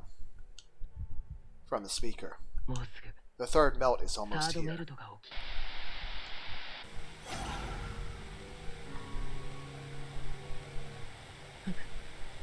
Yeah, I heard it clearly.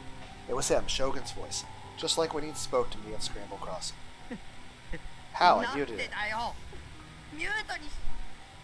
Taku, what's the third melt?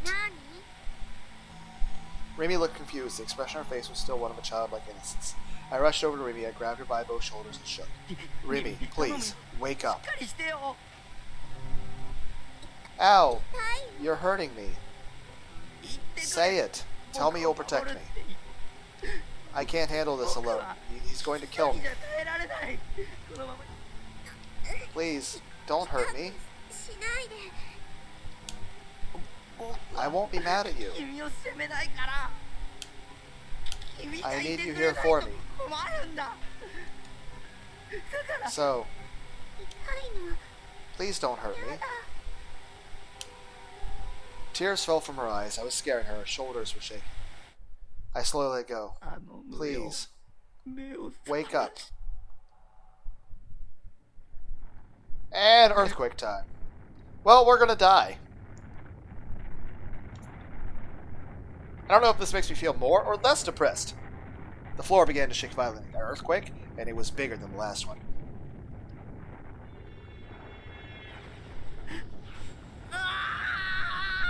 There was also a violent ring in my ears, high-pitched sound of something resonating in a way that threatened to split open my head. It was like thousands of tiny needles stabbed in my ears, and my brain being thrown into a blender. And then, also in this version of things, Suwa and Hazuki are still alive, and we don't have our awakened powers, and we're probably dead from the earthquake. And with terrible impact, my vision turned white.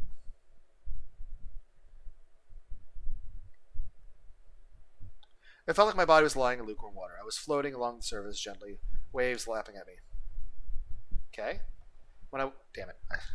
When I woke up, an impossibly blue sky stretched out as far as I could see. It felt like I could fall into it. It was a strange sky. There was no sun anywhere. Hadn't I just been in my room? Hadn't I just been nightfall? When did I go outside? When did it become daytime? During this last earthquake, I'd been out for over an hour. Maybe this time I'd been out for a whole night. I remembered the terrible impact of the earthquake. It was like the rumbling of the earth that resonated with the blood flowing through my body, the vibration that threatened to tear me apart. That being said, though, Sua wouldn't have anything against me in this situation, because Hazuki's still alive. So they're just going to let me lead a happy life. Though Kozue and Senna are dead. Maybe this was heaven. Maybe I died in that earthquake.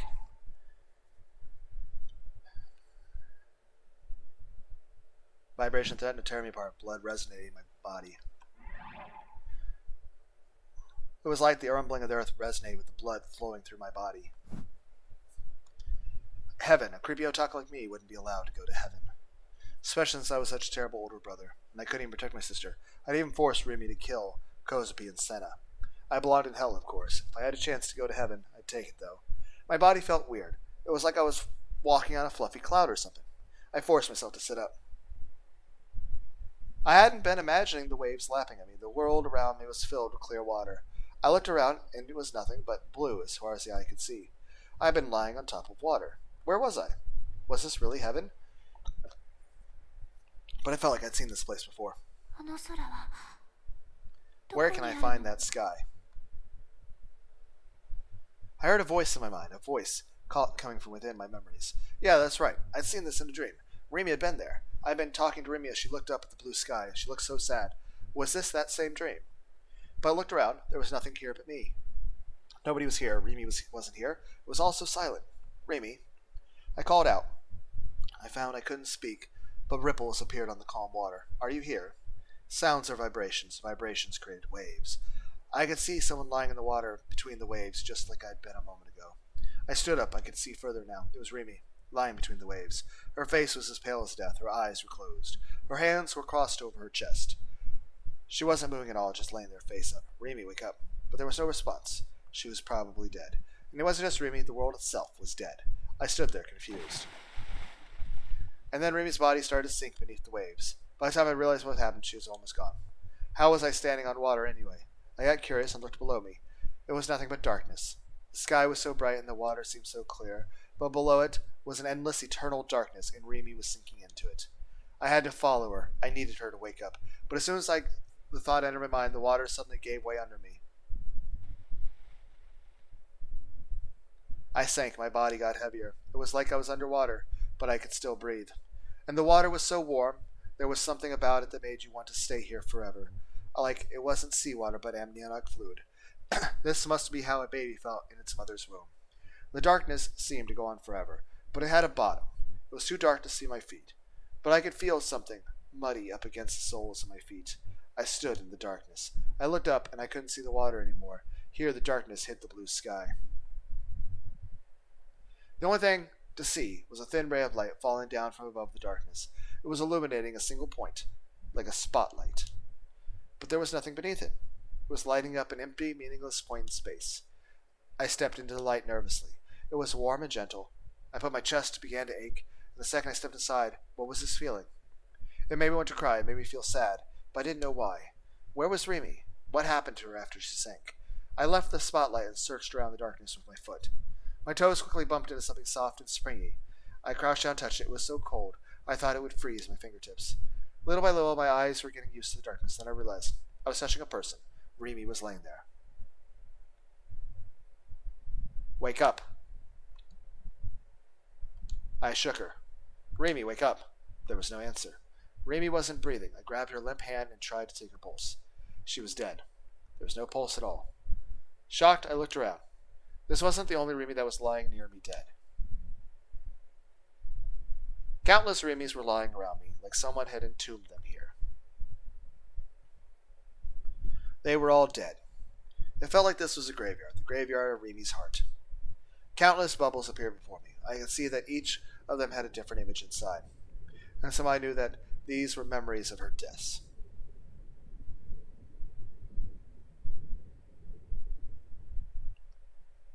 私の最初の記憶は My first memories are of falling rain 落ちてく and る gray 雨が clouds covering the sky. When was it? I was still in elementary school, 6 years ago maybe? どんより It doesn't matter when it was. My memories aren't connected like that. I can see my dad lying there without a head and my mom crushed by steel. A second ago, we'd all been in a car, happy to go on a family trip. And then a big truck came out of nowhere. And the next thing I knew, it was squashed the car flat. It hurt so bad, like my whole body had been torn apart. I could barely stay awake. I could still hear the sound of the squealing car brakes, playing again and again in my ears. 次の My 記 next 憶は memories are the bright lights above, 手術 the 台の operating 上 table, か and ら a 見 man's voice. When was it? Right after I lost my parents? 5 years た ago, 男 maybe? の人の It 声 doesn't matter when it was. My memories aren't connected like that. 担当医に You told your doctor you 剣の saw ような something もの like a が sword, 見え didn't た you? 聞こえて Can い you ます hear か me, miss? Okay, so Sakata's not a real name, of course. It felt like he called my name, but I can't remember what that name was. The name was already dead. まだ傷が癒えてい Your ないよう wounds です haven't healed yet, it seems. Losing your parents right in front ご of 両 you 親が目の was 前で亡くなった traumatizing, の I も assume. ショックでしたかでは Very well. Simply 聞いているだけ listen で to me then. 私 My は name is この Norose. I'm the 東京総合 honorary 病院の director 名誉 and 院 sponsor 長 of the であり Age ス Tokyo ポン General サーで Hospital, もある the facility you're 野崎 currently です staying in. 君は There is a possibility ギガロマ that ニ you're ア a ックスである可能 gigalomaniac. ぜひ I'm その hoping 力に that I 覚 can 醒 get し you てい to ただき awaken たい your power. 幸いにも Fortunately, 君は天 you 涯 now 孤独になっ have た no ので living relatives or 親族 anyone など left の煩わ who しい can 連 ask 中も湧いて unpleasant こない questions. という As わ of けで today, you have been declared 君は dead. 今日 From now on, 死 you will 亡 live here in 扱 this いとなりまし basement. た何の心配もありま There's せん nothing to be worried about. ここは Only I know 私し this か知 room らない部 exists. 屋ですから頑張って Work hard and くださ awaken. い I have such high hopes for you. 期待していますよ Okay, I mean, as long as you're nice to the person, maybe? I mean, I don't know. Everyone's like, there's issues with the government problems here. Like, but again, maybe I could have some amount of like, okay, he's doing this to save the world, as long as you're actually being nice to the person, but considering you were torturing and being very, very not nice to people. 君は実験 You are a 台です guinea pig. We're going to try 力を all 持つ kinds 非 of 覚 things 醒者を to 目 see what 覚 it まさせ takes る to ために awaken は some of your 何が potential 必要 power. We'll be starting いろいろ tomorrow. と And 試さ again, せてもらいます one, even if you're nice to the person, this still has lots and lots of very big ethical questions. Even if you're being nice to the person, the fact of the matter is this. It's like, okay. So we're gonna do stuff to awaken you, like watch Baki the Grappler and, try to do that.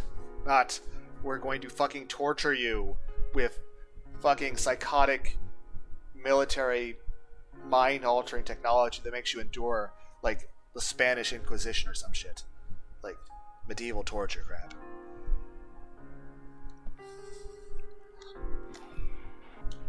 I just stared at the lights hanging from the ceiling. I didn't like the dark. And again, like with Demonophobia, Hellraiser, or stuff like this, one could say, okay, definitely. The idea of someone who would do such things to somebody, you'd say, okay, they deserve to suffer, be punished. But here's the thing. Even then, what's the point? They're just a threat to other people, so just make them not exist. Why keep the soul around just to torture it?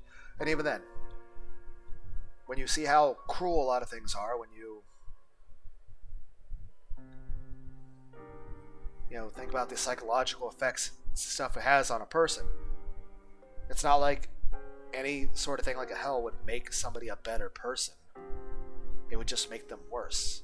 It would destroy whatever's good inside them. So it's not good for... And like I say, you might say, what about Hitler? Well, at that point, anybody who suffered because of Hitler, well, they can have a point to punish Hitler, to speak on that.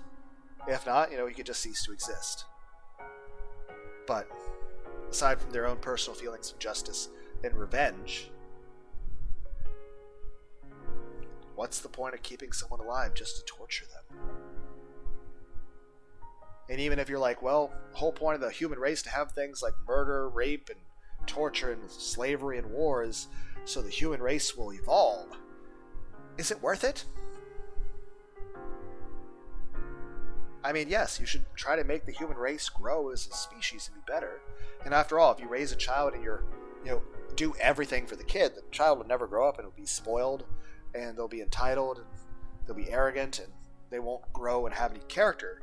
But in the same regard, there are certain things that you should never expose them to, and there are certain things that, would always be just way too much.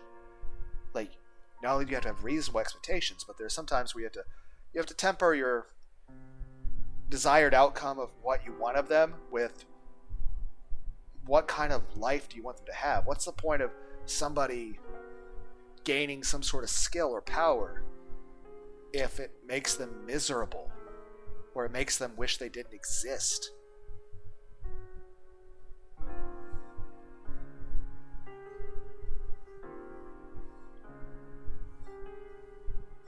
I mean, what's the point then?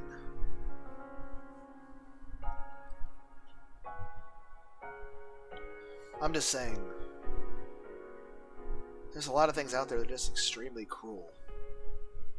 Both in the way humans treat other humans, or just the way life is for a lot of humans. I mean, look back in the past for modern technology, the kinds of diseases that people would have to endure. And a lot of times back then, they would say, oh, you got this disease because you're a sinner, because you disagreed with the authority. And it's like, no, it's just RNG mainly. It's either random chance and circumstance you get exposed to some sort of bacteria, or it's literally like, just stuff that happened because you didn't have proper knowledge of medicine, or didn't have proper food. I mean, heck, even the President of the United States, like George Washington, died because his doctors didn't know what the fuck they were doing, and gave him medical treatments that actually made it worse. They're like, oh, here's a dude. I mean, I'm just saying this. The way certain animals interact, the way things even might hurt humans, diseases and ailments that humans have suffered.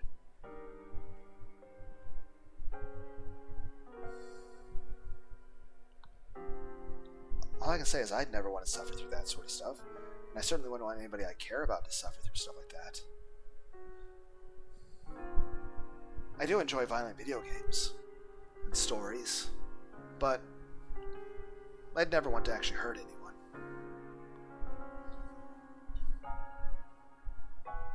Though it is kind of funny, it seems that the world judges people and their value as a human being is based on how greedy and how violent you can be. That a person's value is equal to how much money they have and what their capacity is to kill other people. It's like, oh, you're not strong enough to be beating these other people to death. Oh, you must be a pussy or some shit. And again, it's just... sometimes you have to consider what the extremes are of all the ideas that people say. Try to decide what's the boundary of what is... Because people try to judge things and say, oh, this person should go to hell for this person should go to hell for this. And it's like, have you taken a moment to consider what hell would actually be like? Like, there's so many religious people who say, oh, these people deserve to burn hell for this and this and this. But here's the thing. You're so strong. It's like the same way people are eager to go to war. Especially if they're not the ones fighting in the war. I'd say primarily, like, if a country ever goes to war, one, it should always be for defense. But I would also say the people who should have the most say in what you do in the war should be the soldiers. The people actually having to fight the war. The people actually putting their lives on the line.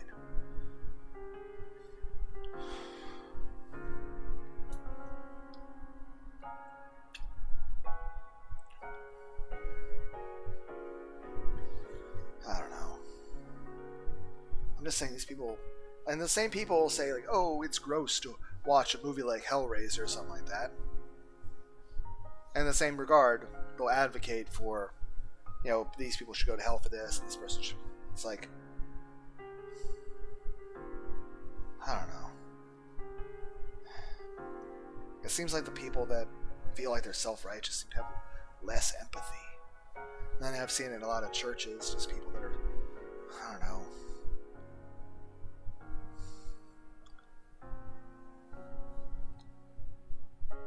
Just look down on everybody else.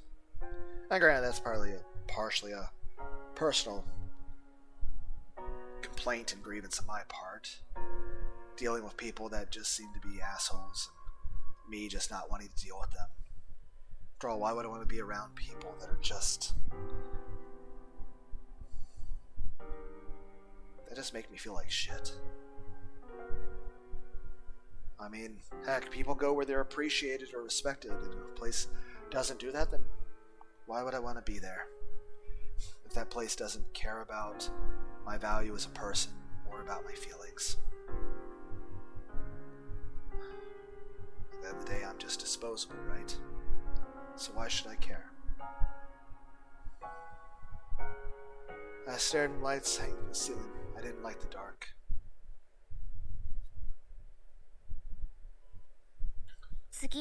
My next memories were the bright lights above the operating table and a man's voice. When was it? Locked in that basement, I quickly lost track of time. It doesn't matter when it was. My memories aren't connected like that.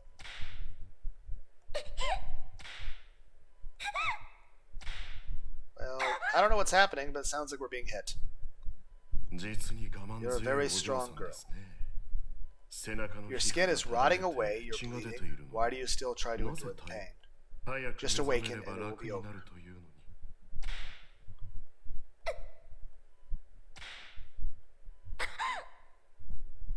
I just stared at the lights hanging from the ceiling. They blinded my vision, made it so I didn't have to look at anything else.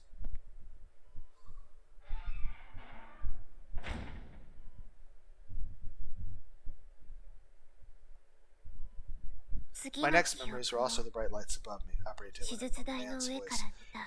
When was it? Locked in that basement, I quickly lost track of time. Doesn't matter when it was. My memories aren't connected like that. What is happening now? Does it hurt? I'm simply cutting away the surface of the skin. It will bleed heavily, but not enough to be fatal.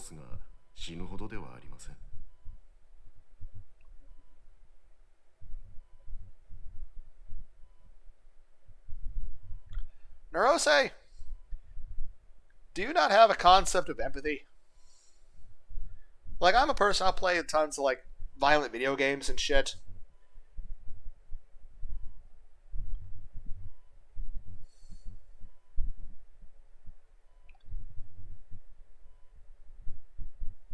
And even I'm like, if I was, like, walking by and heard a kitten meow in pain, like, what's wrong?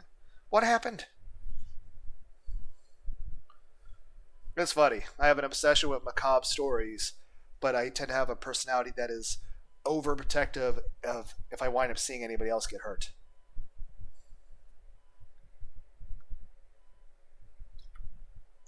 I'm weird. If anything's a paradox, a person who is obsessed with macabre and violent stories. But if I'm ever in a situation where somebody else is getting hurt, my immediate instinct is to try to protect them or try to help them.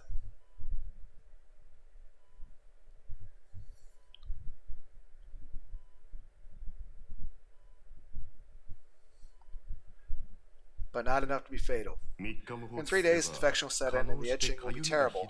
That's when the real experiment will begin. Don't worry, I'm a doctor. I know how to surgical knife.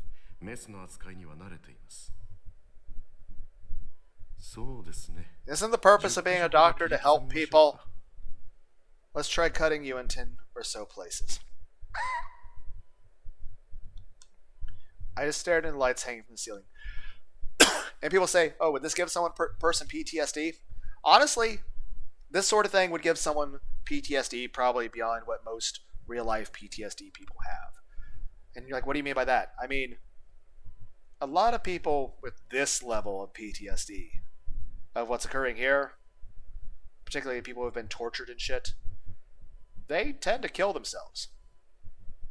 Heck, the same is true of a lot of war veterans, or even just soldiers who have been in conflicts that weren't like straight up like Vietnam War, but like were still military campaigns. It's still a fucked up situation. Because I mean, at the end of the day, veterans don't really get, the care they're supposed to.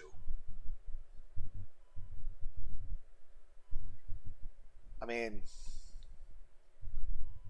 then again, I feel like doctors probably do need some sort of therapy too. I mean, they're constantly seeing people die or having to actually cut into people. And it's not enough to just try to use some dark humor to make it better. Like, oh yeah, surgery is just stabbing someone to life.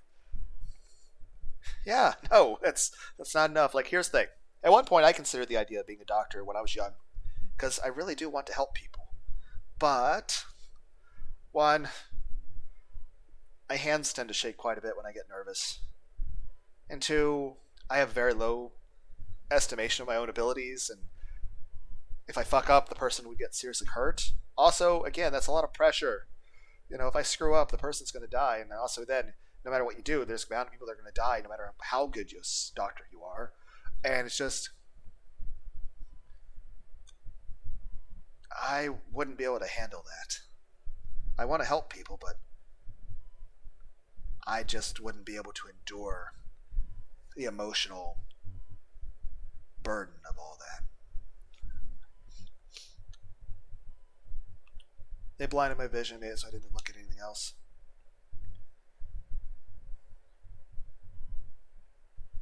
My next memories are also of bright lights above the operating room and of a man's voice. When was it? Locked in the base. It doesn't matter what it was. My memories aren't connected like that.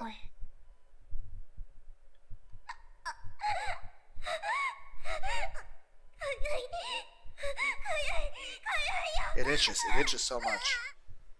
I see, it itches, does it? But you're not allowed to scratch it. It's so itchy. The human body is a strange thing. It is a surprisingly high pain tolerance. Prolonged itchiness, however, is something I can't tolerate. Perhaps itchiness rather than pain is a more effective method of inducing insanity. It's so itchy. I just stared into the lights hanging up from the ceiling. They blinded my vision and made it so I didn't have to look at anything else. And then I killed myself.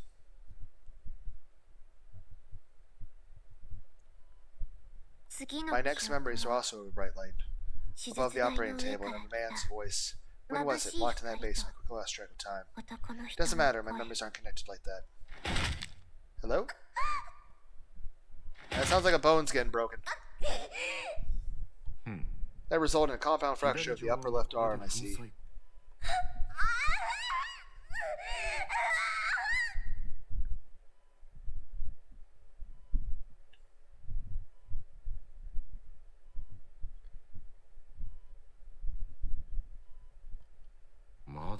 And yet, you still don't awaken.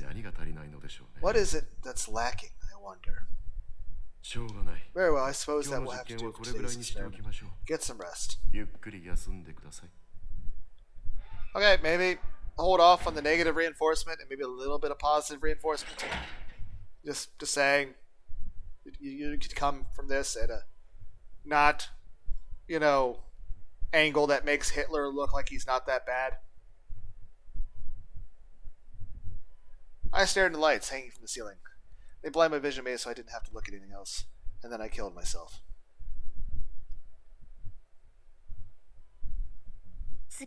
My next memory is also bright lights above the operating table and a man's voice. When was it? Locked in that basement. Quickly lost track of time. It doesn't matter when it was. My memories aren't connected like that. Am I being drowned?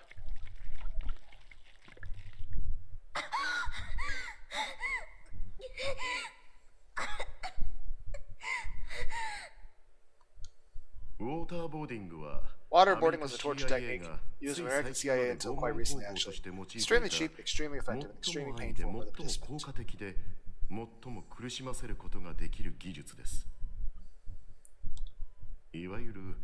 It's a form of water torture. It's amazing in a way. That such a small amount of water is going to make you feel such a realistic sensation of drowning. It's the 21st century, and we're still using these traditional methods of torture. Don't you find that fascinating? And that's the thing, I do have an obsession with macabre stories, but at the same time, I also don't want anyone in the world to actually suffer.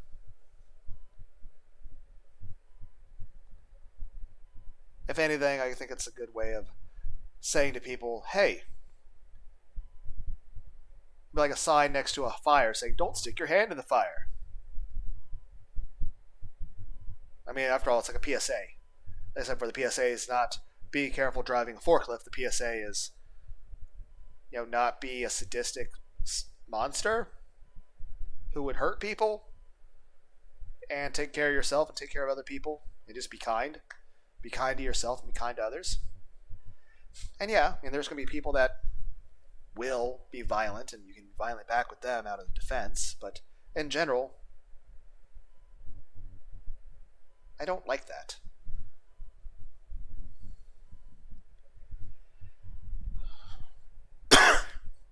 Don't you find that fascinating?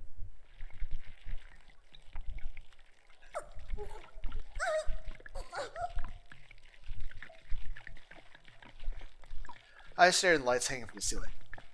And like I said, doing this sort of thing to somebody over and over, you would destroy their will to live. You would destroy their sense of compassion. You would eventually... I mean, who needs eternity in hell when you can destroy a person's will to be who they are in a very short period of time? So what's the point of it doing... And it's like, oh, the person should be punished. What? For having a difference of opinion? For not eating the right food? For not giving enough money to a corrupt organization? For not sitting in a building with a bunch of people that are all judgmental hypocrites? For loving the wrong person? For growing up in the wrong place in the world?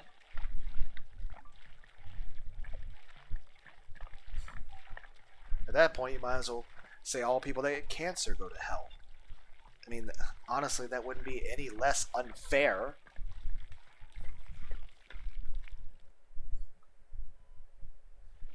Let's just make a bunch of strict, overbearing rules and then judge people for our fucking shit. And then, like, oh yeah, you failed to meet these impossible standards that had no concern for your actual emotions or thoughts or free will or the pain you felt.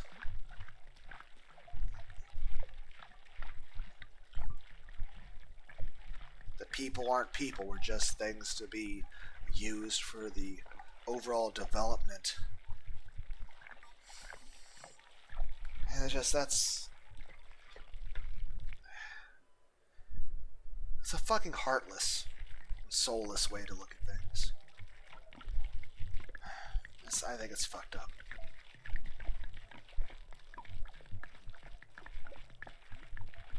And don't get me wrong, I'm not a saint.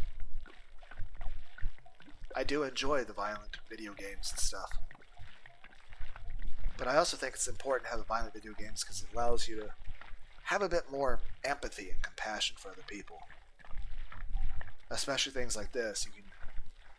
But of course, again, same thing in real life. If a person feels a little bit of pain, they can help. But if a person feels too much pain, it will break them. And a lot of times it does not make them into a good person. I'd say most of the people out there became the way they did because of extreme circumstances. And again, free will is still important on things, but at the same time, what's happening here is not justifiable under any circumstance. They blinded my vision, made it so I didn't have to look at anything else. And then I killed myself.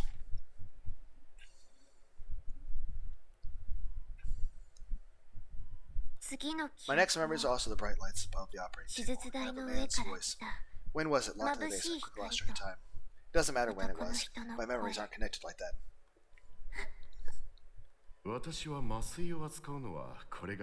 I believe this is the first time I've used any form of anesthetic with you. It appears to have worked. How do you feel? You are presently paralyzed from the neck down. It's rather stressful being unable to move your body, don't you think? I'm going to keep you like this for a year or so. Don't worry, you'll be given nutrients and an injection once a day. Goodbye. Have a nice year. Well, that would be enough to break a person right there. I just stared at the lights hanging from the ceiling. They blinded my vision and made it so I didn't look at anything else. In the lights, I started to see glimpses of what looked like wings. And then I killed myself.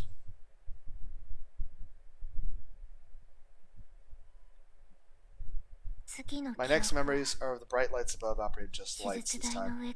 When was it? Locked in the basement. I quickly lost track of the time. It doesn't matter when it was. My memories aren't connected like that.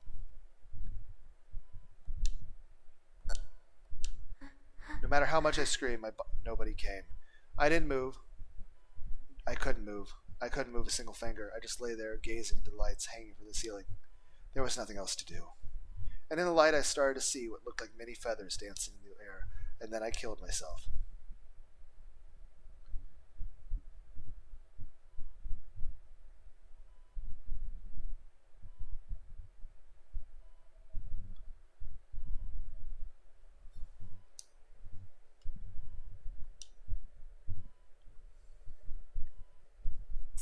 My next memories are also bright lights above the opera room, just like the lights this time.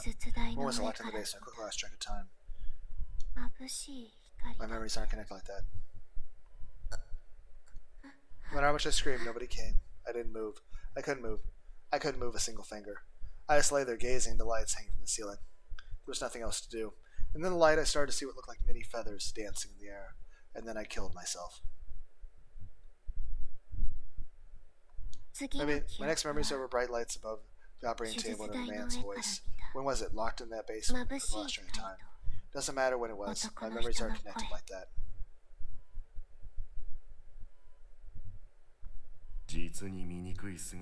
You're certainly a disgusting sight. How did it feel to lie there for an entire year? To be nothing but skin and bones, to lie there covered in your own shit because no trace of human dignity to be found. But don't worry, I won't kill you. These experiments have been going on for almost 3 years now, I think. I've come to take quite a liking to you. You might even call it love. You become irreplaceable in me. That is... Again, I feel like the concept of a hell is wrong and immoral, but I feel like there are people like this that I feel it's an exception. But that's my own emotions. Logically, you would think, okay, you still shouldn't. But at the same time, I'm like, I very strongly disapprove of this person. To the point that I'm like, I'd be okay if this person was, suffering, the suffering that they themselves cause to other innocent people. Forcing a gigalomaniac to awaken is a long, difficult process. But I want you to awaken as fast as you can. I have such high hopes for you, miss. I just stared into the lights hanging from the ceiling. They blinded my vision, made it so I didn't have to look up at anything else. And in the light, I started to see dancing feathers and what looked like wings. And then I killed myself. How many of me have come before me?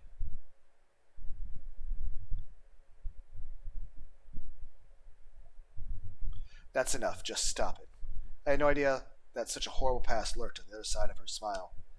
I grabbed one of the Rimi corpses and held it to my chest. It was so cold. I could tell there was no soul within. But I needed her anyway.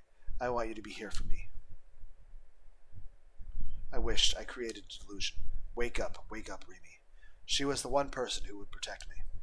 I knew how selfish it was, but I wanted her to protect me. I knew I didn't have any right to say this after what I had just seen.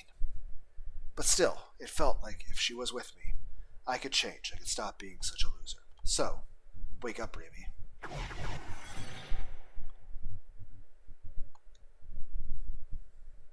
The next thing I knew, I was back in the blue world. The water was rippling with tiny waves, and up from below the water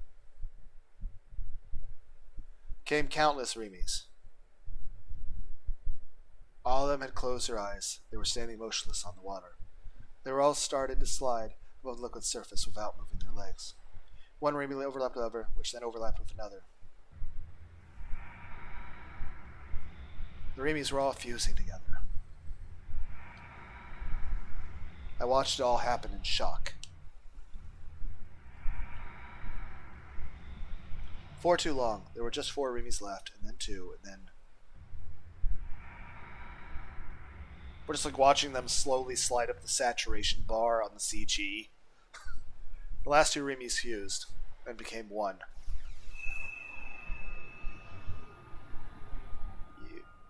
Her eyes opened.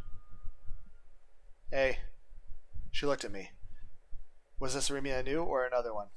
Or I didn't know. I was afraid to speak. I waited for her to open her mouth. She smiled gently at me. Snap. And then she posed to me just as she always to do. Rimi?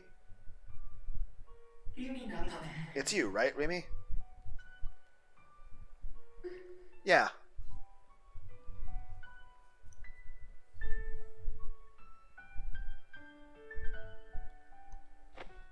Rimi nodded and gave me a big hug.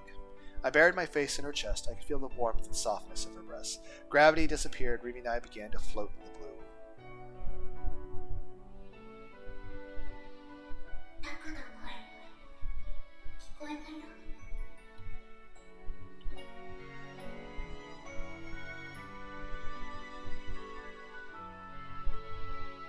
I heard your voice, Taku.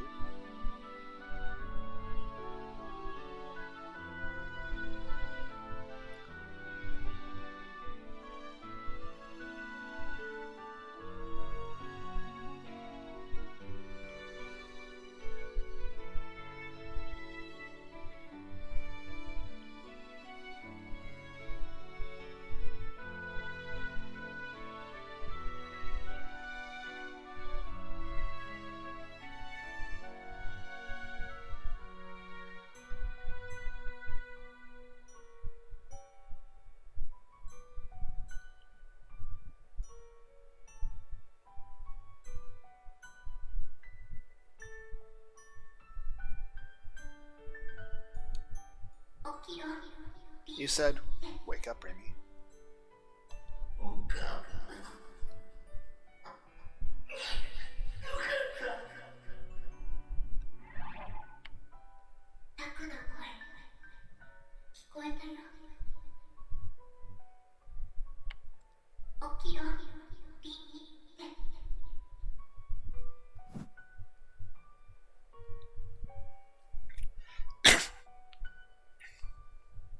I'm glad. I'm so glad. We lay there as she held me in her arms, softly stroking my hair again and again. It felt so good, like her kindness was all around me. I felt safe, like when my mother had held me when I was young. I wanted to stay like that forever, but I had to make sure this was real Rimi. I lifted my head just a little and looked at her. Will you cry for me?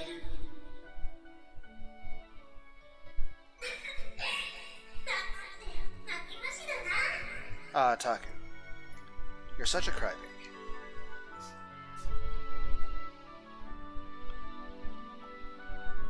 She laughed loudly. She laughed even though her past was so terrible.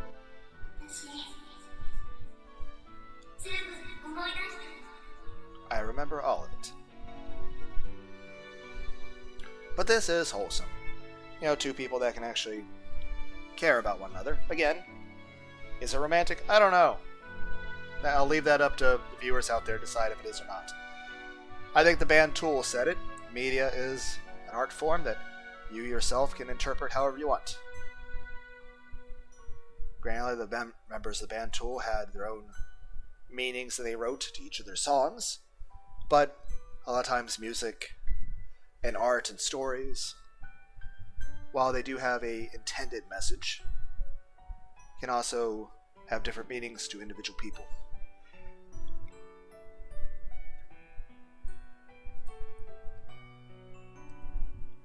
But I'm saying that I do feel a lot of people, myself included, do actually desire this kind of closeness with another person as far as not feeling lonely and feeling accepted and loved and cared about. Not feeling that the other person's hateful, violent, or resentful of you. Being able to actually trust another person, to have faith in another person, for that other person to actually care about you, and to actually love you, be loyal to you, to not consider you just an accessory in their life. Something that can be replaced and just swapped out with something else like it's a fucking car part.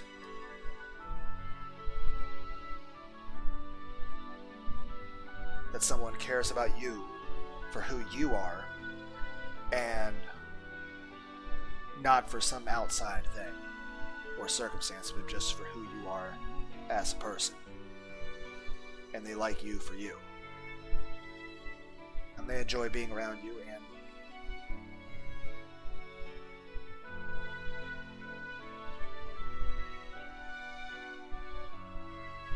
They enjoy the emotional bond they have with you, and they wouldn't sacrifice or abandon that for anything. They wouldn't trade it for anything. They wouldn't betray it for anything. That they would consider it one of the most precious things in the whole world to them. That without it, life wouldn't be worth living. I don't know. Everyone's like, Lunar D8's just a hopeless romantic because he spends most of his time alone and nobody fucking loves him. And I'm like, yeah, you may be right. Oh well.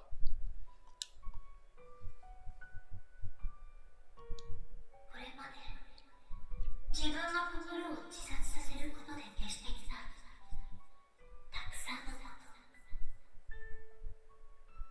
All the things that I forgot by making my heart commit suicide. So many things. でも思い出さないのがまだ楽だったかな。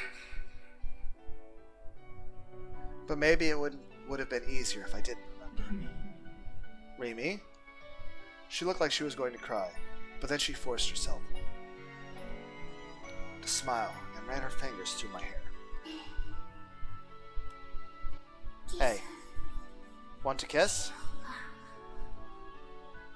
Okay, now I feel like every time that we've led into a situation like this, that all of a sudden we wake up and Rimi's actually dead, and we're in earthquake land. I'm just saying, I'm expecting sad things from the developers of this game after all the fucking shit you've done in this game so far, guys. Want to kiss? Huh?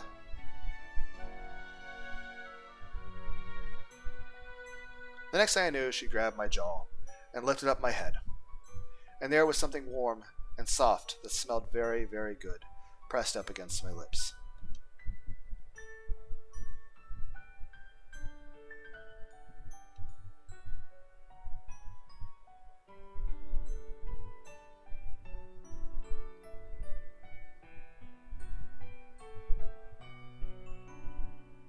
One, I like the artwork, and two, I would greatly enjoy this, well, aside from all the horrific shit that's happening in the rest of the story. But just this part here. The kiss, and the fact that it's also an expression of the emotional trust and mutual respect and affection between the two.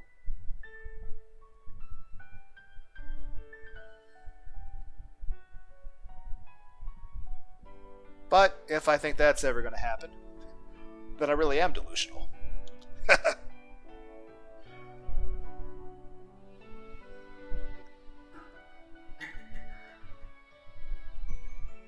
Kissing noises.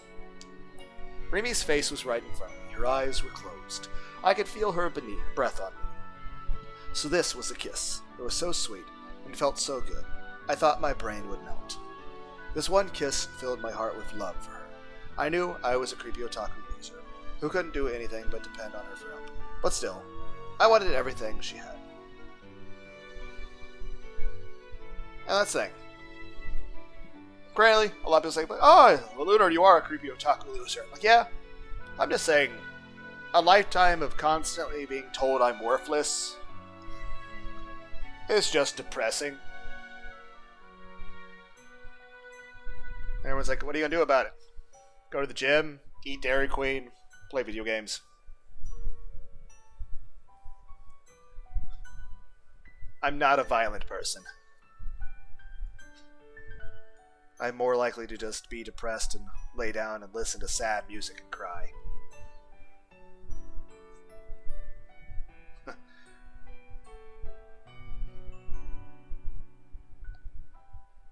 There are a few times where I had some relationships. People who I really did care about. Who I also felt getting into those relationships that would be the only person to ever care about me. That if I wasn't with them,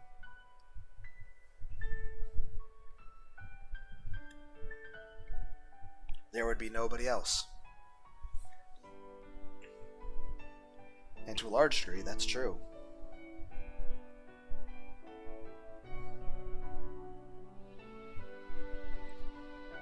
And granted, all my relationships ended badly, but I'm still grateful for each and every one of them. And when I was with the people, at least at the very beginning, I really did truly love and care about them. And I did everything I possibly could to try to make them happy.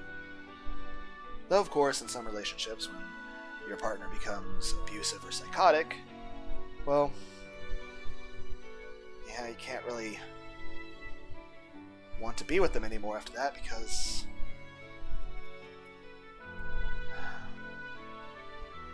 yeah, it's kind of funny. You get used to a world where like it seems like everyone hates you, and you find at least somebody that seems to actually care about you,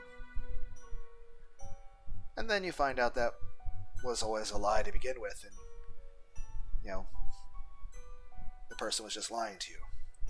But during the time that I believed the lie, you know, I thought it was real, and it made me happy. I'm still grateful for those memories. And even though bad memories came after it, I'm still grateful I was able to have those happy memories. I closed my eyes. I tried to remember the feeling so I would never forget it.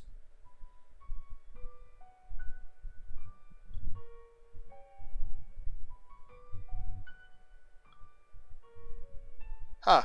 How are we not dead? So I noticed my bed's knocked over. So we had a magnitude 8 earthquake. And Noah 2 has gone full power.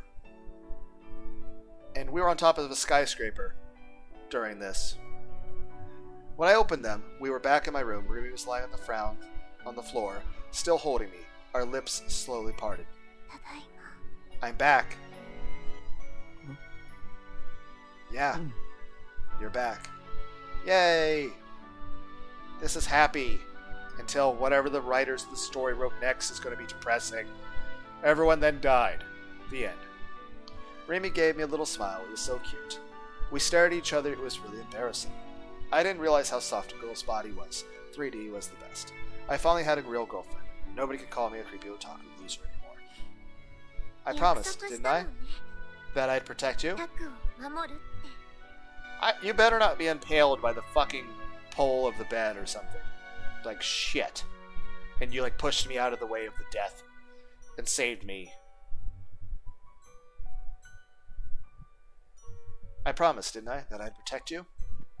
You'll protect me. I'll protect you all. Taku. Takumi. Nana. What was she talking about? She ignored my confusion and looked up at the ceiling. Last time, Takumi saved my heart. This time, you, Taku, saved my heart. So now, it's my turn to protect you both. I couldn't understand why she was calling me both Taku and Takumi. But if a gigalomaniac like Rimi was going to protect me, then everything would be okay. No matter what Shogun said to me, Rimi would protect me. As long as I had Rimi, I didn't need anything else. I'll do my best. Okay? I'll do my best to atone for what I did, and repay you both for everything you've done for me. Atone, which I must send in Kozu. But that was self-defense. She couldn't blame herself for that. What I didn't understand was what she meant by both of you, though. Was the other person what other person was she talking about? So sleep for now, Taku. Each time she spoke, I could feel the vibrations coming from her body. Her fingers were still stroking my hair. It felt so good, and for some reason I felt so sleepy. I felt so happy, falling asleep. There in her arms, I closed my eyes. Okay. When Rimi Sakahara left the shipping container, the world was completely different than it had been before. A city of death. That was probably the best way to describe it. Several of the buildings in the vicinity had collapsed. The ones that were still standing had deep cracks in their walls. The third melt. It's even worse than I thought. We were too late. Genichi Nora 室瀬源一は brought Noah 2予 online 定よ full り早く power ノア sooner 2 than を I 本格 expected. 的に稼働させた。 A boy sitting in a wheelchair appeared on the roof. This was an old building not built to accommodate people with disabilities. It was impossible for a boy to have gotten up here alone, but he was up here anyway. Rimi didn't seem surprised to see him at all. 元の君に You've gone back to the original you, I see. 元の私 There is は no original me. I guess you could say I've gone back to the me that どっ Taku ちか wanted って me to いう be. とタクが望んだ私に戻ったっていう感じ。タクがそう望んでくれたことはさ、すごく嬉しかったけどね。 It made me really happy that he wanted me to be this way, though. 彼はまた He used his 理 power 想度 without the なし help of a 力を D 使っ sword. た。 Again. もう少し追い込め Apply a little more pressure, 覚醒 and 的 he'll awaken. タクのことは Just leave そっ Taku としてお alone. いてあげて。 Rimi cut him off. ノア2は I'll do something about 私 Noah が何 too. とかする。ナナちゃんも I'll save Nana 私 too. があなたも I won't let you die. 君一人 You じゃ can't beat Narose by ノロ yourself. それに And like I've told you Mike, before, you should live a did- normal life. 君はタクとね、 I promised Taku. 約束 There was a fragile smile on Rimi's face as she looked up at the gloomy gray sky above her. 私が I promised him that I'd タ protect ク him. のこと守るって。 Can't do that if you're dead. 行 So こ I'm う。 going, okay? ビシッ Snap. リミ Rimi. Rimi walked past him and down the stairs. The boy couldn't follow her. He just sat back in his wheelchair and sighed. 自分を Are you going to sacrifice 犠 yourself, 牲に Rimi? するつもりなの。リミ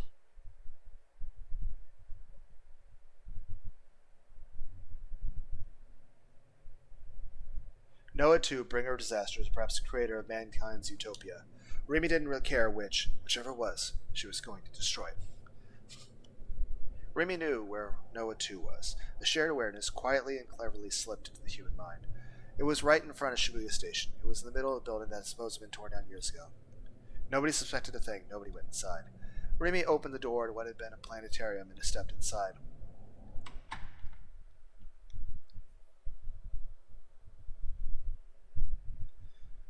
Her eyes went wide as she saw what was inside. It was a device, impossibly huge and monstrous. The room was dome-like, with a device at its center. There was a small, eerie sound that echoed throughout the huge space. It was low, like a beast growling. The sound meant the device was online. Noah, too. Nana. Nanami Nishijo-chan was being held right next to it. Her uniform was torn, there was a bloody bandage on her right hand, and her head was slumped forward, limp. She was terribly pale, too. Rimi was struck wordless at the sight. Like Jesus, nailed to a cross. No, it wasn't a cross that held her captive. It was a terrible, almost malicious shape. All the evil in the world, all the chaos in the world, all the wickedness in the world. It was all these strange things and more. Rimi quickly and cautiously looked around. There was no one else in the room but Nanami. She was looking for Genichi Norose, the man who was once her torturer, and was now the leader of the Noah 2 project, but he wasn't here. She was surprised, but she decided to... I mean, it's not like he lives here. I mean, it's not like, okay, I've done my evil plan. I'm going to sit down and make some hot cocoa and eat a peanut butter and jelly sandwich and sleep on a bed next to the fucking... And it's like, Rimi then walked forward and saw a Super Nintendo sitting in front of the... She was surprised, but she decided to prioritize saving Nanami. She ran over to the strange object holding her. ナナちゃん、 Nana-chan, wake up. She brought Nanami down and was relieved to see she was still breathing. The first thing she had to do was get her somewhere safe. She went to help her up, but...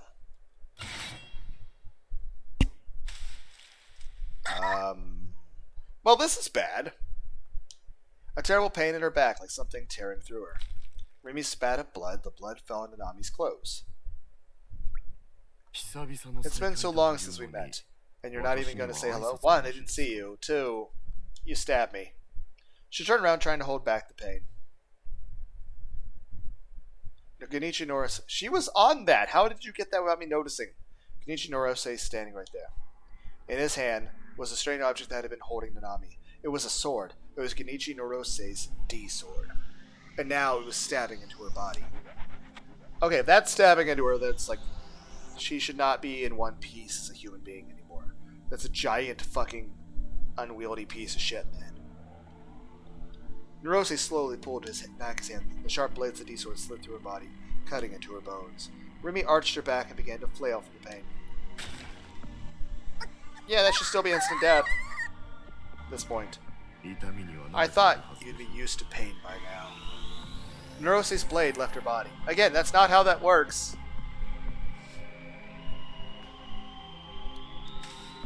I mean, you can deaden nerves. And you can cause the brain not to produce the chemicals anymore. But, again, it's not how that works. Even then, it's still fucking cruel. Her blood poured out everywhere. All the nerves inside her were screaming. The pain threatened to make her pass out. That girl is my bait. She's how I'm going to lure Takanishu here. I can't have you take her. Rimi knew exactly how powerful Narose was. He'd held her for over 3 years. She couldn't beat him in a head-on fight, but she knew he wouldn't let her escape either. At least, I have to get Nana out of here. The taste of blood was filling her mouth. She kept feeling a violent urge to vomit. The open wound in her back burned like it was on fire. She could barely move from the pain, and the blood just kept coming. She almost passed out. It was so cold. Her vision was going blurry. She could barely make out a cruel smile on Narose's face. Maybe this was the end. Rimi couldn't even imagine a situation where she'd escape alive. The only thoughts in her mind were of pure despair. I'll give you my power. It was a voice she recognized. Takanishu, the boy who called himself Shogun. The voice was coming from far away like telepathy. It used the same principles as mind reading, a power that only gigomaniacs had. I'll give you my final delusion. Takumi? I'm sorry that you have to be the one to do something so hard.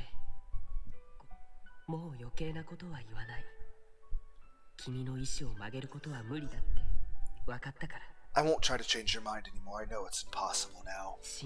You plan on dying here, don't you? If there was a way to get out of this alive, I would have taken it. He didn't wake up. Now there's nothing I can do. But at least I can give you my final delusion. What are you talking about? You don't need to. Rimi screamed out to the person who wasn't even here. I can't let you be the one to die here when I'm the one who caused all of this. But enough. Rimi, I want you to kill Narose. I want you to destroy Noah too. I'll help you. Rimi bit her lip, wiped away her tears, and tried her best to keep herself from passing out. She reel-booted her D-sword. Countless feathers fell from the sky. She raised the sword holding Nanami in one hand. The blood was pooling at her feet. It hadn't stopped. It wasn't going to. Huh? Narose brought his D-sword down on her. Rimi blocked it with her own, making sure to keep Nanami away from the blade, but he was so much bigger than her frail body couldn't handle the force of his attack. She flew backwards and collided with the wall. A crack formed in the wall of the planetarium. I was kind enough to let you live. This is how you repay my kindness. Did you not suffer enough pain the first time? Narose slowly began to walk toward her. There was a confidence in his eyes. Rimi was no threat to him. You're a pervert, aren't you? Rimi grinned, but her grin was stiff and frozen on her face, and then for some reason she swung the sword at the cracked wall behind her. The wall fell away, revealing the sky outside. It was raining dark clouds were hanging low above them. Trying to run away? I won't run away, but Rimi sat Nanami down on the ground. She held her from behind, keeping the D-sword in one hand. Nanami has nothing to do with this. Rimi created a delusion, a bright blast of light. When it disappeared, her D-sword was gone, and instead, there were wings of the purest white on Nanami's back. the white wings impossibly pure, enveloped her bloody body. She was like an angel. Her appearance, horrible to look at, but still beautiful. Nanami was unconscious, but the wings took flight as if they had a will of their own. Rimi moved away from Nanami. Narose watched, confused. Nanami flew through the hole in the planetary wall and out into the sky around them. She glided slowly away from the rainy sky as flew. Rimi watched her go, unharmed. ルナちゃん Nana, please, be safe. 無事 So you used your delusion to turn your D sword to wings. それで But you yourself aren't 君は going to 逃げな run? いのですか Narose was close enough now to kill her with the sword. A single movement of his arm would sever her head. She was watching him, however, with no fear in her eyes. まだ I can't run yet. あな I た have to kill you first. 殺さなき She ゃい brought a けない gleaming から cross out from her pocket. It wasn't a cross, it was a stake. The same one, the cross that shaped the stake used in the crucified murder. Rimi had just real booted it. Narose chuckled and he looked at it. 私を Kill me? With that toy? そのようなずいぶん You have no idea what I can do to you. 舐められたも Do の you? ですね His attack was fast. The D sword. The D sword he held was bigger than he was. He slashed upon her side at a speed that was impossible according to the laws of physics. Only after her body staggered from the impact did she realize she'd been cut. Ah. She collapsed, screaming for the pain. Narose had deliberately used a less than lethal stroke. He could have killed her, but he chose not to. As she writhed down on the ground in pain, he walked over to her and brought his foot down on her hand. Brought his foot down hard on her arm. Gritting her teeth and panting for breath, she stopped moving. She had no choice but to stop moving. The tip of Narose's massive D-sword was stabbed into her back, but he hadn't run her through yet. もう一度聞かせてもら Let って me いい hear you say it again. Stop. やめません No. よ He pressed down hard as she begged him to stop.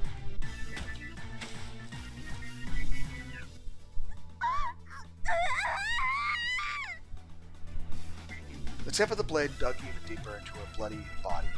It was like he was planning pinning an insect to a block. それで So, you said you were going to kill 私 me, を殺 or す did と I 言い hear ま you した wrong?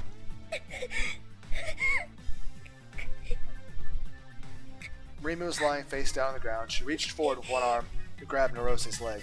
There was a firm resolve burning deep within her to tear-stained eyes. She glared up at Narose from below. 殺してあげる Yeah, I'll kill you. 私があなたを Narose pulled out his sword and kicked her in the jaw as hard as he could. Her body rolled along the floor like a doll. しばらく会わない You've grown to be うちに quite the 実に nasty 不愉 little 快な girl 人 since 間 we になった last ようです met. ねすでに君 You're の of no more 娘 value to me. いい I お let 菓 you 子が live ある because か I と thought 思 you い might 生 do か some してお further きま use. したが But I have no further need of you. もういりません Rimi was already at death's door. She'd gotten up and was trying to crawl back toward me. But with no D-sword and no ability to walk, she was as good as dead. 私に You're going to 生意 regret 気な口を talking 叩 to いた me こと the を way you 後 before you 悔 die. しながら死んで Perhaps I can spend the next 30 years torturing you every day 例えばそうですね。 inside a delusion, これから of course. 30年ほど私が君に毎日拷問を施してあげましょう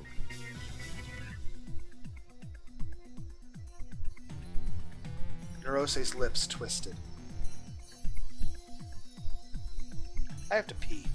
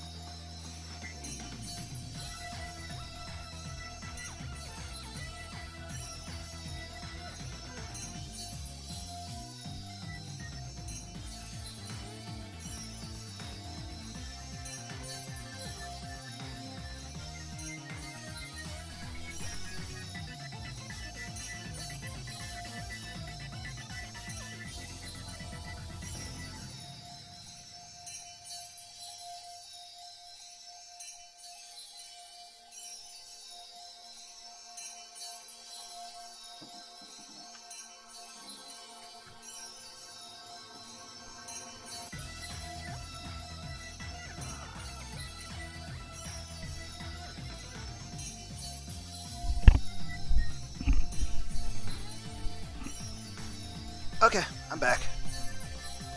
You gotta drink a tea first.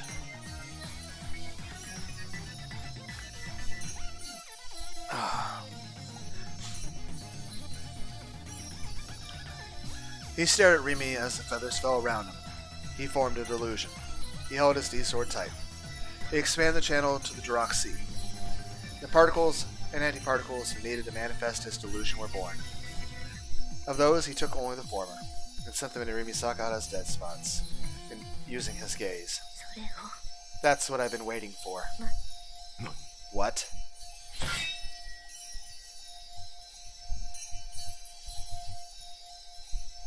In an instant, the feathers turned into eyes. Until that moment, the only eyes looking at Narose had been Rimi's, but now he was surrounded by thousands of eyes, all floating in the air. その目誰の目 Whose eyes are those?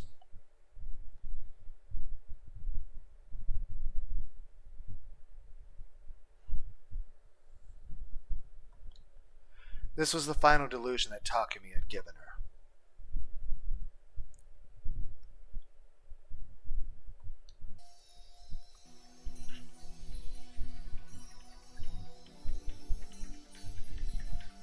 The particles he'd created were blocked by innumerable eyes, never reached her dead spots.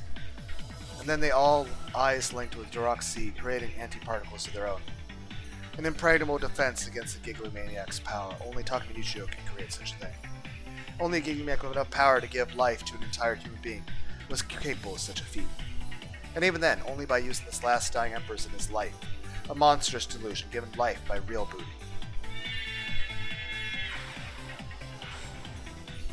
The music is awesome in this game. Narose gasped in shock as the eyes surrounded him. Whenever he looked, there were eyes staring back at him, and more were appearing out of nowhere. Soon he was nothing but eyes. Soon he saw nothing but eyes, and the eyes were getting closer. An instinctive fear took over.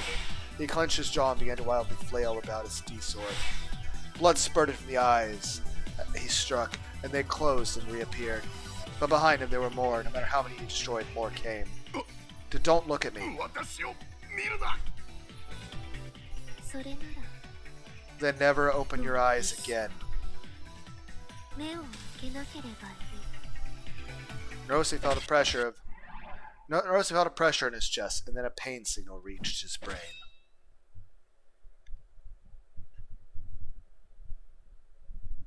The eyes all disappeared like a lifting fog. Rimi was right in front of him, and the cross-shaped stake in her hand was stabbed deep into his chest. Narose was dead. After she was sure he was gone, Rimi dropped helplessly to her knees. She was bleeding badly, and her face was pale and clammy.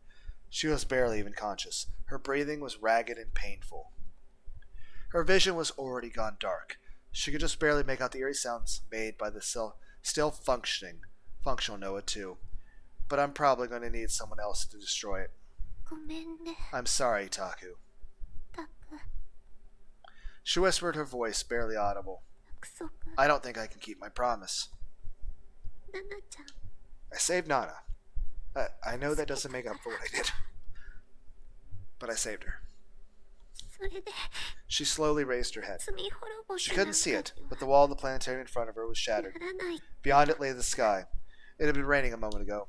But what about now? She couldn't see what the color of the sky was now, but she looked up at it and smiled, just a little.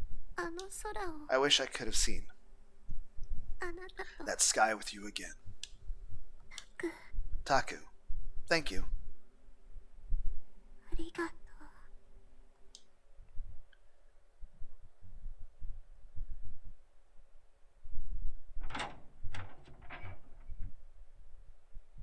I opened the door to the base and headed outside. A beautiful blue sky spread out before me. It felt like it had been raining just a moment ago.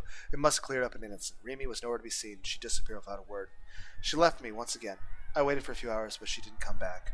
Instead, waiting outside the room for me was... Are you dead? Shogun! Shogun. The wrinkled boy in the wheelchair was looking at me. He seemed almost upset, like he didn't want to be here. I dropped to the ground in fear. 君は You're free now. これから自由だよ Huh? 僕は I'll be あ dead と within 1 an 時 hour. 間もしないうちに生き絶えるだろう。君に脅威を与え The る person who was 存在は threatening me. リミが殺してくれた。 The person who was threatening you, Rimi, killed him. I gasped when I heard him say her name. Rimi had gone to protect me. 青いセナと I hid the リハの bodies 女 of 性の Sena 死体は Ali and Kosui 僕が Arahara. 隠しておいた。ナナミは Nanami was 病院 taken に to a 収容 hospital. された。だから君 So は you're もう free now. 自由だ。 What was he talking about? Wasn't he my enemy? Rimi, what about her? リミはどこ？ Where's Rimi? リミは Rimi's not coming back. もう戻ってこないよ。え？ Huh? それじゃあ Goodbye. With a practiced hand, he turned his wheelchair around until his back was to me. I blinked, and in a span of less than a second, he was gone. What was going on? What had happened? Heard a low rumble in the distance. I looked over toward the center of Shibuya, saw a single trail of black smoke raising up in the sky. Maybe there was an explosion. Something had happened. Something was happening. A riot? Something more supernatural. Maybe a fight between two gigalomaniacs. I was so scared. I was so scared of the strange things Shogun had said to me. I didn't want to go outside. リミは Rimi's not coming back. もう戻ってこないよ。 Rimi might be there. I felt strangely calm, even though she'd left me again. It was odd, but I didn't feel like she'd betrayed me. Instead, I was sure that she went somewhere out there, all alone, doing her best for me. But Rimi, you've already done your best for so long. You've suffered so much. You don't need to suffer anymore. It's not fair.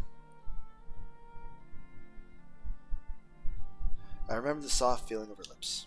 I decided to go look for her. I decided to stop hiding in my room and being afraid. Things were about to change, for me and for her. Our lives were going to be different from now on. There were so many happy things, so many wonderful things waiting for us. We just had to believe. 朝一緒に学校行って I'll go to school 学 with 校 you. では休み時間にどうでもいいこと話して On break, we can talk about whatever. お昼休みは一緒にご飯 At 食べて lunch? We can eat together. 夕方一緒に And then in the evening, we can go home together. 帰るついでに Sometimes we might stop someplace on the way back.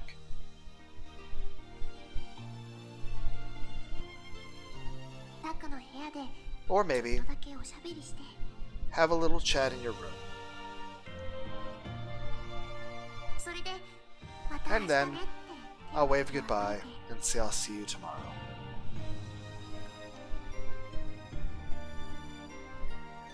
そんなのでいいなら私いくらでも That's all you してくれ need. るよ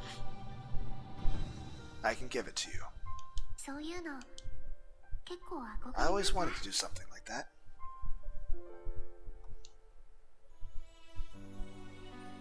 I understood now what Rimi had meant. How much she'd longed for that simple, normal life. Thinking back, we hadn't spent much time together at all, but the time we did spend together was fun. It made me happy. My life had been so empty, so dead, when I was all alone by myself in my room. Her smile had given me hope. She'd made me feel like a brighter future might be coming. She smiled for me. So from now on, it was time for Rimi to smile for herself. I refused to believe that she wasn't coming back.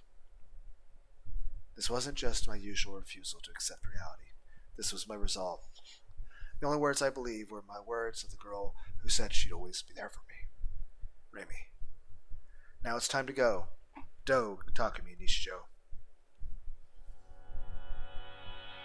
Go and see Rimi again. I headed into the shattered remains of Shibuya. Wait for me, Rimi.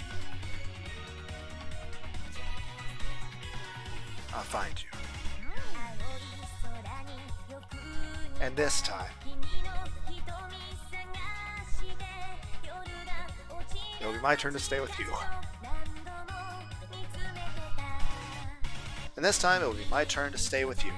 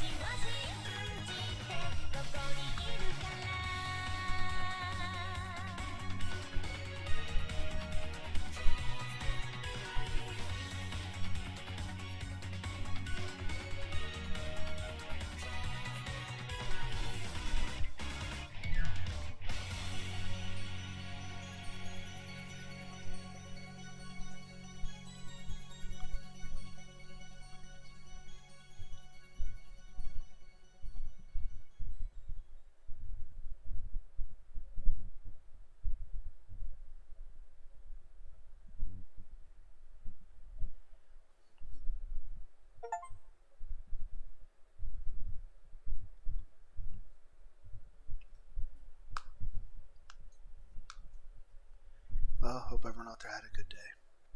Bye.